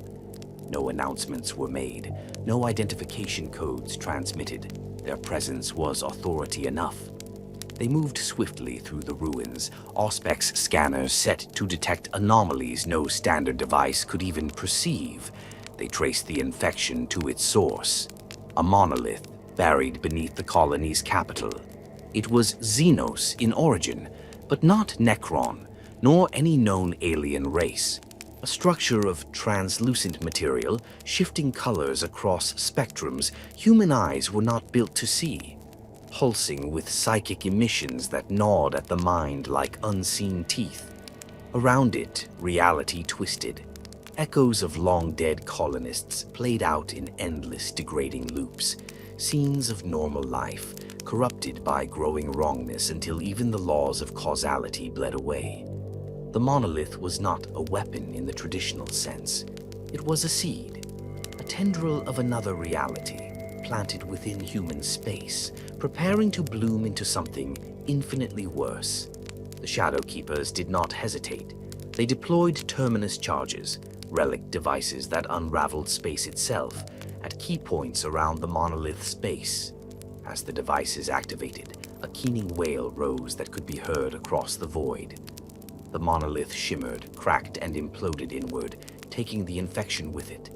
The colony was left a dead world, sterilized by necessity. Another unseen victory. But xenos abominations were not the only threats they faced. In the abyssal reaches of the warp-scattered Imperium Nihilus, another terror awaited, a remnant of the Tyrannid hive fleets, twisted beyond even their own alien nature. It began with the silent death of a dozen worlds, planets stripped of life, not just of biomass, but of memory, of presence, entire histories erased as if they had never existed. The Magos biologists theorized it was a splinter of hive fleet Ouroboros, mutated by exposure to the cicatrix, a tendril of consuming thought that sought not merely to devour but to unmake. The Shadow Keepers were dispatched. Tracking the beast through broken systems and dying stars, they finally cornered it above the derelict world of Nihal's grave. It was not a hive fleet in the traditional sense. No living ships, no swarms, only a single entity, a vast, serpentine horror, its chitin laced with veins of pure void, its psychic signature an endless hunger that gnawed at the fabric of reality itself. The battle was unlike any fought by man. The Shadow Keepers deployed boarding pods directly onto the creature's hide, drilling into its flesh with seismic harpoons. Clad in void-hardened armor, they cut their way through layers of necrotic tissue and chittering nightmare, planting cyclonic charges in its vitals. The creature fought back, not with weapons, but with dreams. Each custodian was assailed by visions of failure, despair, and forgotten sins. Some faltered, most endured. In the end, the charges detonated in a synchronized cascade, rupturing the beast from within. The void screamed as the creature died. Another unseen nightmare consigned to oblivion. Yet, not all threats were so easily destroyed. On the cold world of Ventris Secundus, the Shadow Keepers encountered an artifact beyond mortal understanding. A device crafted by the Inari, the death cult of the Eldar, intended to tether souls to machinery in defiance of she who thirsts. But something had gone wrong. The artifact, corrupted by warp exposure, no longer saved souls. It devoured them. When the Custodians arrived, they found an entire PDF garrison standing silently in their bunkers, armor polished, weapons ready, but utterly hollow.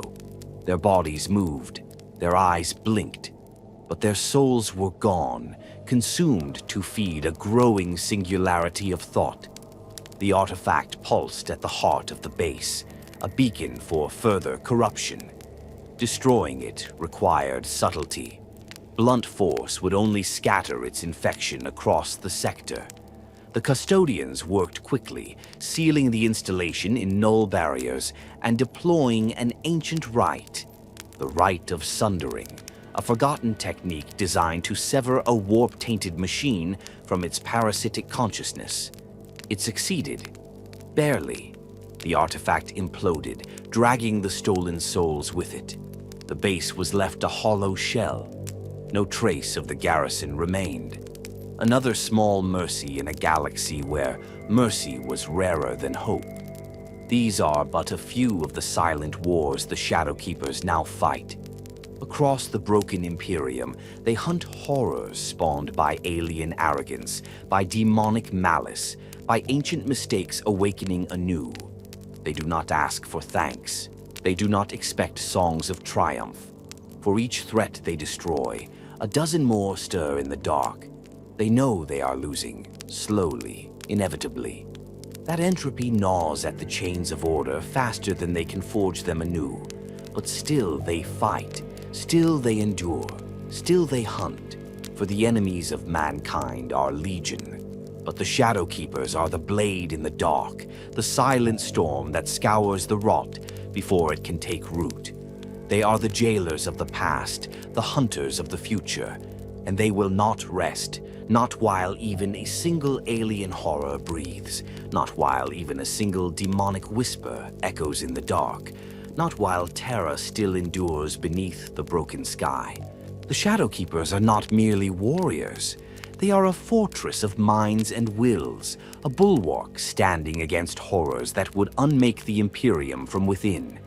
But even among these guardians, one figure stands apart, colder than stone, harder than void iron, more relentless than death itself. The Lock Warden. The title is not granted. It is earned, forged in the crucible of duty where even Custodians hesitate to tread. To be Lock Warden is to be the keeper of the final keys, the last voice in the deepest dark. It is to command without mercy, without pity, without room for error. It is to stand not only against the galaxy's enemies, but against one's own brothers, should their resolve ever waver. For in the dark cells, loyalty is not enough. Vigilance must be absolute, and when it falters, it is the Lock Warden who acts. The current Lock Warden, Borsa Thirsk, is a figure more legend than man among the Custodes. Even among a brotherhood of demigods, Thirsk's presence carries an unnatural gravity. Towering in his baroque black armor, each plate etched with sigils of binding and silent judgment, he moves with a quiet certainty that freezes even the boldest hearts. Those who meet his gaze, rare as that is, speak of an ancient weight behind his golden eyes, a burden older than the current age of mankind. It is said that Thirsk has not laughed, nor smiled, nor slept without armor since before the opening of the Great Rift. Such things are not choices for the Lock Warden. They are necessities. Thirsk's path to the mantle was no ordinary ascent. Long before the galaxy knew the words Cicatrix Maledictum, he served among the standard shield companies of the Custodes. In the outermost courts of Terra, he was a reaper of heretics and warp cults, a sword drawn only when diplomacy and intimidation failed. But it was his actions during the Anathema Rebellion, an event buried in secrecy even within Imperial records, that drew the gaze of the Shadowkeepers. During that hidden war, a segment of Terra's own spire cults fell to the worship of an entity known only as the Morning Star, a being neither fully daemon nor machine. It whispered through logic engines, corrupted flesh through circuit, and bent entire noble houses to its will. When standard Custodes operations faltered, when the rebellion threatened the very understructure of the palace itself, it was Thirsk who volunteered to walk alone into the heart of the infection. He emerged a month later, alone, soaked in blood and oil, carrying the shattered core of the Morning Star in his hands. He said nothing. He demanded no recognition. He simply returned to duty, his armor permanently darkened by the energies he had endured. The Shadow Keepers approached him shortly after. Becoming Lock Warden is not a matter of appointment. It is ordeal. Thirsk underwent the trials of binding, a series of psychic, physical, and existential tests that have broken even the greatest heroes of the Custodes. He was locked alone in the vault of unspoken chains for a full Terran year, armed with nothing but his mind. The vault is a place where even light dies, where time frays into broken loops, and where the prisoners whisper through the walls in voices designed to destroy faith. When the vault was opened again, Thirsk stood unbowed. His spear was shattered, his armor was cracked. His soul, however, remained untouched, burnished into something harder and colder than before. Only then was the title of Lock Warden bestowed upon him. Only then was the full authority of the dark cells placed into his hands. The Lock Warden's word is law among the Shadow Keepers.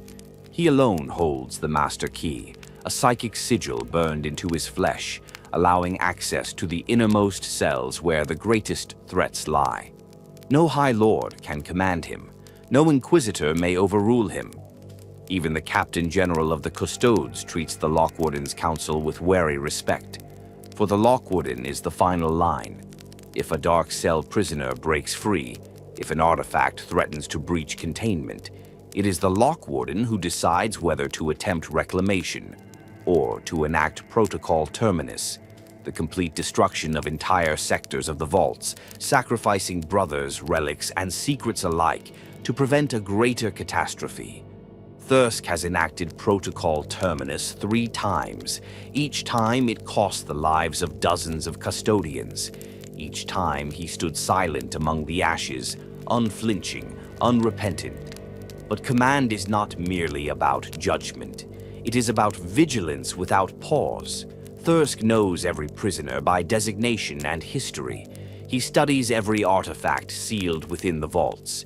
He trains endlessly with his brothers, testing them for signs of corruption, hesitation, or exhaustion. Those who falter are relieved without ceremony, sometimes reassigned, sometimes quietly removed. The Lock Warden cannot afford sentiment. He must be colder than the horrors he guards.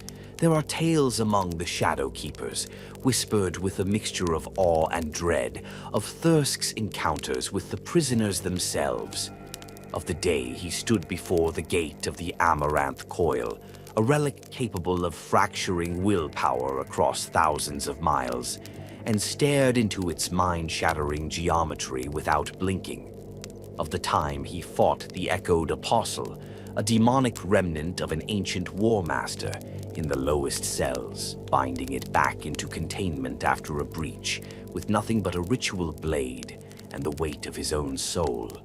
Of how, once every decade, he walks alone into Vault 79, the heart of silent wounds, to renew its failing wards with his own life force, each ritual leaving him slower, older, closer to the end, yet still unbroken.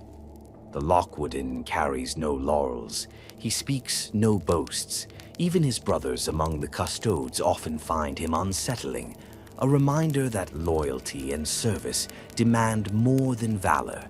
They demand absolute, unsparing sacrifice. Thirsk does not care. He does not need to be loved. He needs only to endure. For as long as he draws breath, the chains of the dark cells will not break. For as long as he commands, the prisoners will not walk free. And when the day comes that the vaults fail, when the darkness rises, it will be Borsa Thirsk, the Lock Warden, who will stand last, silent, alone, unyielding. Beneath the golden glory of the Imperial Palace, deeper even than the molten arteries of ancient Terra, the Shadow Keepers endure. Their steps echo across forgotten stone, their breaths mist the frigid, lifeless air. They stand where time has no dominion, where day and night are meaningless, and where no mortal witness will ever come. They stand in silence. The silent vigil is not a duty undertaken for a year, a decade, or even a century. It is a sentence unto eternity, a sacrifice so complete that even memory fades under its weight. To be a Shadow Keeper is to accept a life without accolades, a death without remembrance, a purpose without end. Within the dark cells there is no sun, no bells toll the hour, no celebrations mark the passing of years, only the faint thrum of the vault's soul-enduring wards, the muted hum of null reactors, and the soft rasp of armored feet upon dustless floors. Each Shadow Keeper lives by rhythms older than the Imperium itself. Every cycle, not measured by clocks but by tradition, begins with the rite of waking iron. Each Custodian stands alone in his assigned sector, armored and weaponed, facing the sealed gates. In absolute silence, he traces the sigils of vigilance across his chest, reaffirming his soul's bond to the Emperor's will. Not a word is spoken, not a prayer uttered. In the dark cells, words are dangerous. Their patrols are endless and without variance. Every corridor, every antechamber, every vault door is inspected meticulously. Wards are checked. Psychic containment fields are re-energized. Microfractures in stone and steel are noted and sealed. Even a hairline crack left untended could become a breach. And through even the smallest flaw, the horrors sealed within could claw their way free. No detail is too small, no task too minor. For here, negligence is death not only for the Custodian, but for Terra itself. The armor of the Shadow Keepers is a reflection of their purpose. Unlike the resplendent gold of their brethren above, their plate is a deep black, a void into which light itself seems to retreat. Their capes are the color of dried blood, their crests subdued, their helms featureless save for the burning red of optical sensors. Each plate is etched with the names of the vaults they have served, the prisoners they have contained, the breaches they have survived. Some Shadow Keeper's armor carries marks so dense with sigils that almost no original surface remains. To wear such armor is not a badge of honor. It is a shroud. It is a declaration that they have accepted burdens no mortal mind could bear and remain standing. Communication among the Shadow Keepers during their vigil is sparse. Hand signals, coded flashes of auspex beams, occasionally brief, clipped transmissions over encrypted vox links. Voices are reserved for emergencies, and even then only the minimum necessary to convey lethal information. Silence is more than tradition. It is armor. The vaults themselves are steeped in psychic noise, the residual echoes of the imprisoned terrors. The more sound, the more speech, the greater the chance of awakening something slumbering within the stones. Thus, silence is survival. Thus, silence is respect. Thus, silence is sacred. Over centuries, even Custodians are changed by the vigil. They become colder, more detached, not through loss of faith, but through the shedding of all things unnecessary. Friendships fray and dissolve. Ambitions die quiet deaths. Only duty remains. Among the Shadow Keepers, individuality is a whisper, not a shout. They move in perfect synchronicity. They fight without needing to see one another. They react to danger with a unified purpose that borders on the preternatural. In the deep, in the endless dark, such unity is the only path to survival. And yet, they are not mindless automatons. Each Shadow Keeper bears a soul honed to razor sharpness, a mind fortified against temptations, a spirit hardened against despair. They do not simply stand watch, they embody it. The perils of the silent vigil are not always obvious. Sometimes a vault grows restless. Sometimes a prisoner stirs without reason, sending ripples through the psychic lattice. Wards flicker. Nightmares creep into the periphery of thought. The very stones whisper treason. In those moments, the vigil tightens. Custodians rotate in triple shifts. Additional wards are layered like armor across every seam. Sacrifices are made, ancient relics consigned to destruction to reinforce containment. Every breath becomes an act of defiance against the gathering dark. When containment protocols escalate to the highest levels, the Lockwarden himself may walk the halls.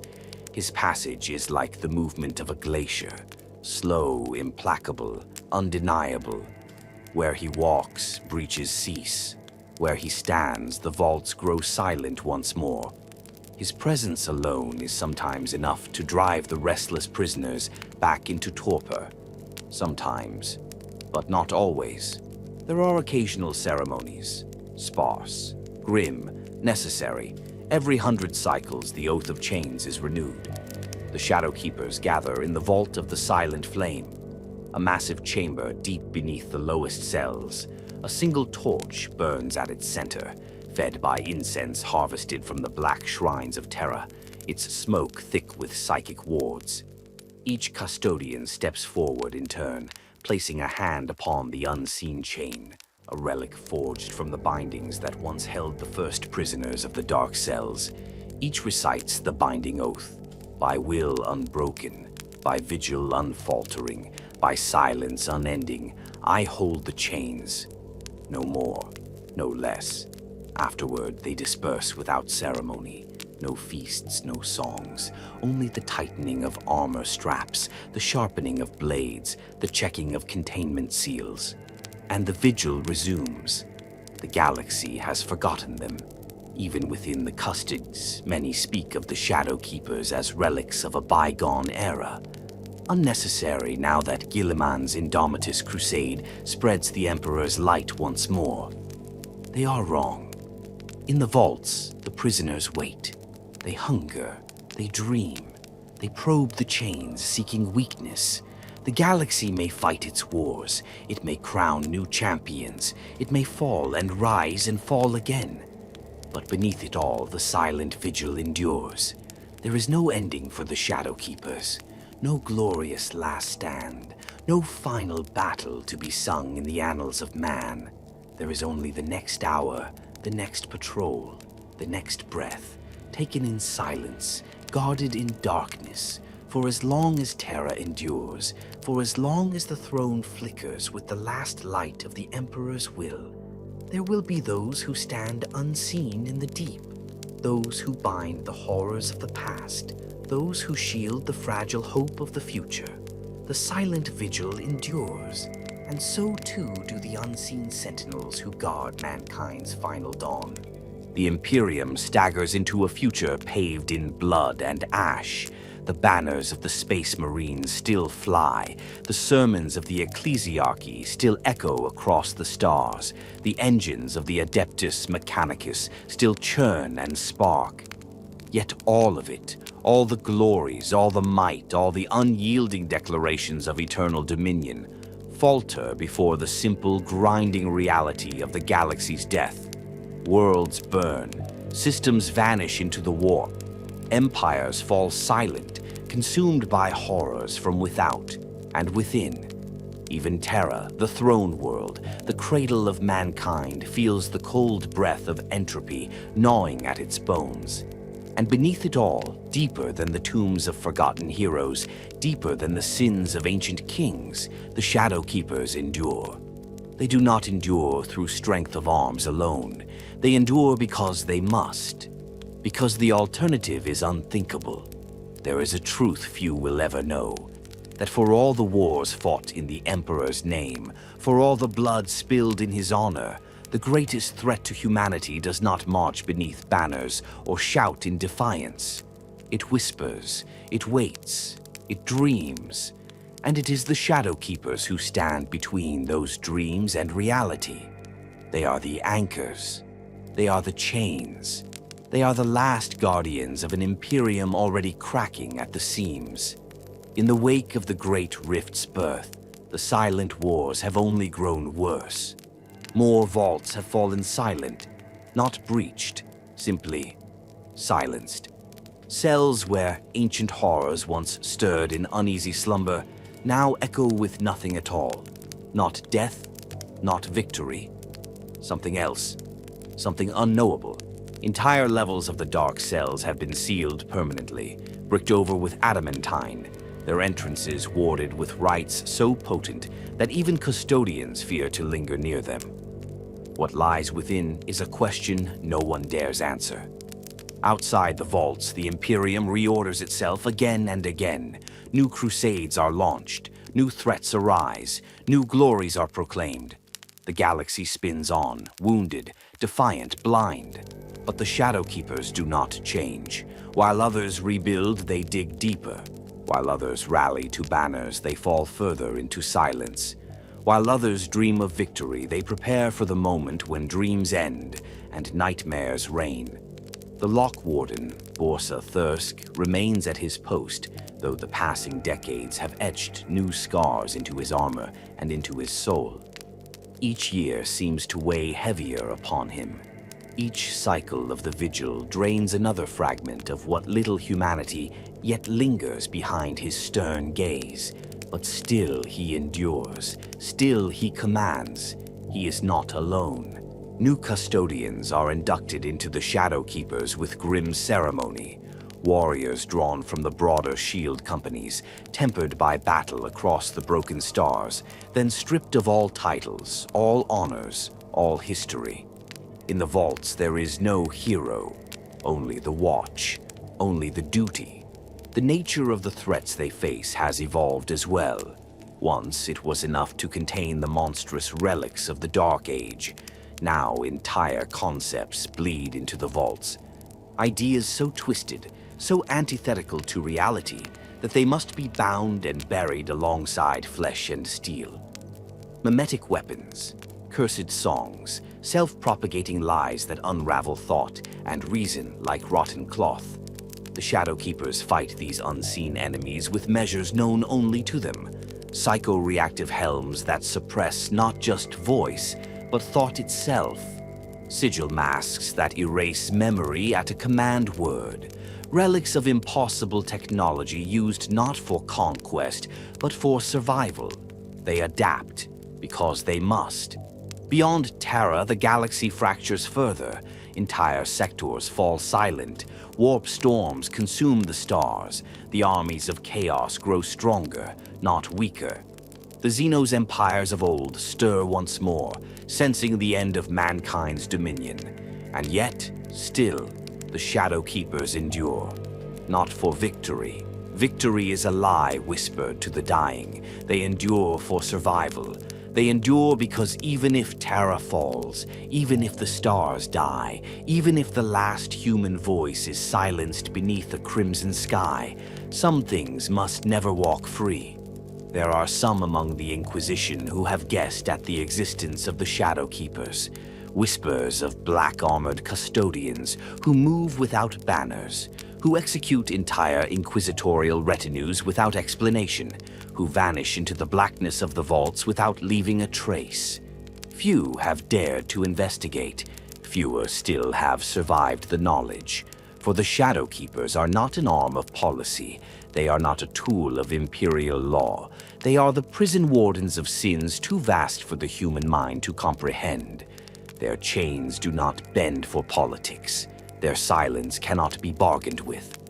Sometimes, in the deepest hours of the Terra night, when the stars beyond the palace are hidden behind storms of warp-born flame, the few who know of the vault's true nature wonder. What happens when even the Shadowkeepers fail? What happens when the silent vigil ends? Will the prisoners rise? Will Terra itself become a beacon of corruption, a second eye of terror tearing the heart of the galaxy asunder?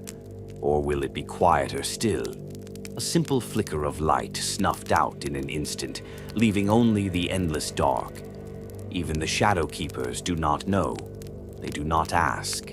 They do not hope. They endure. They are the last silence, the last shadow, the last shield that humanity will never see. And so long as one Shadowkeeper draws breath, so long as one Guardian stands alone before the abyss, The dark cells will hold.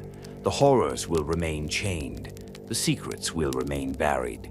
The Imperium will endure, not through strength nor glory, but through the silent, unseen sacrifices of those who expect nothing in return.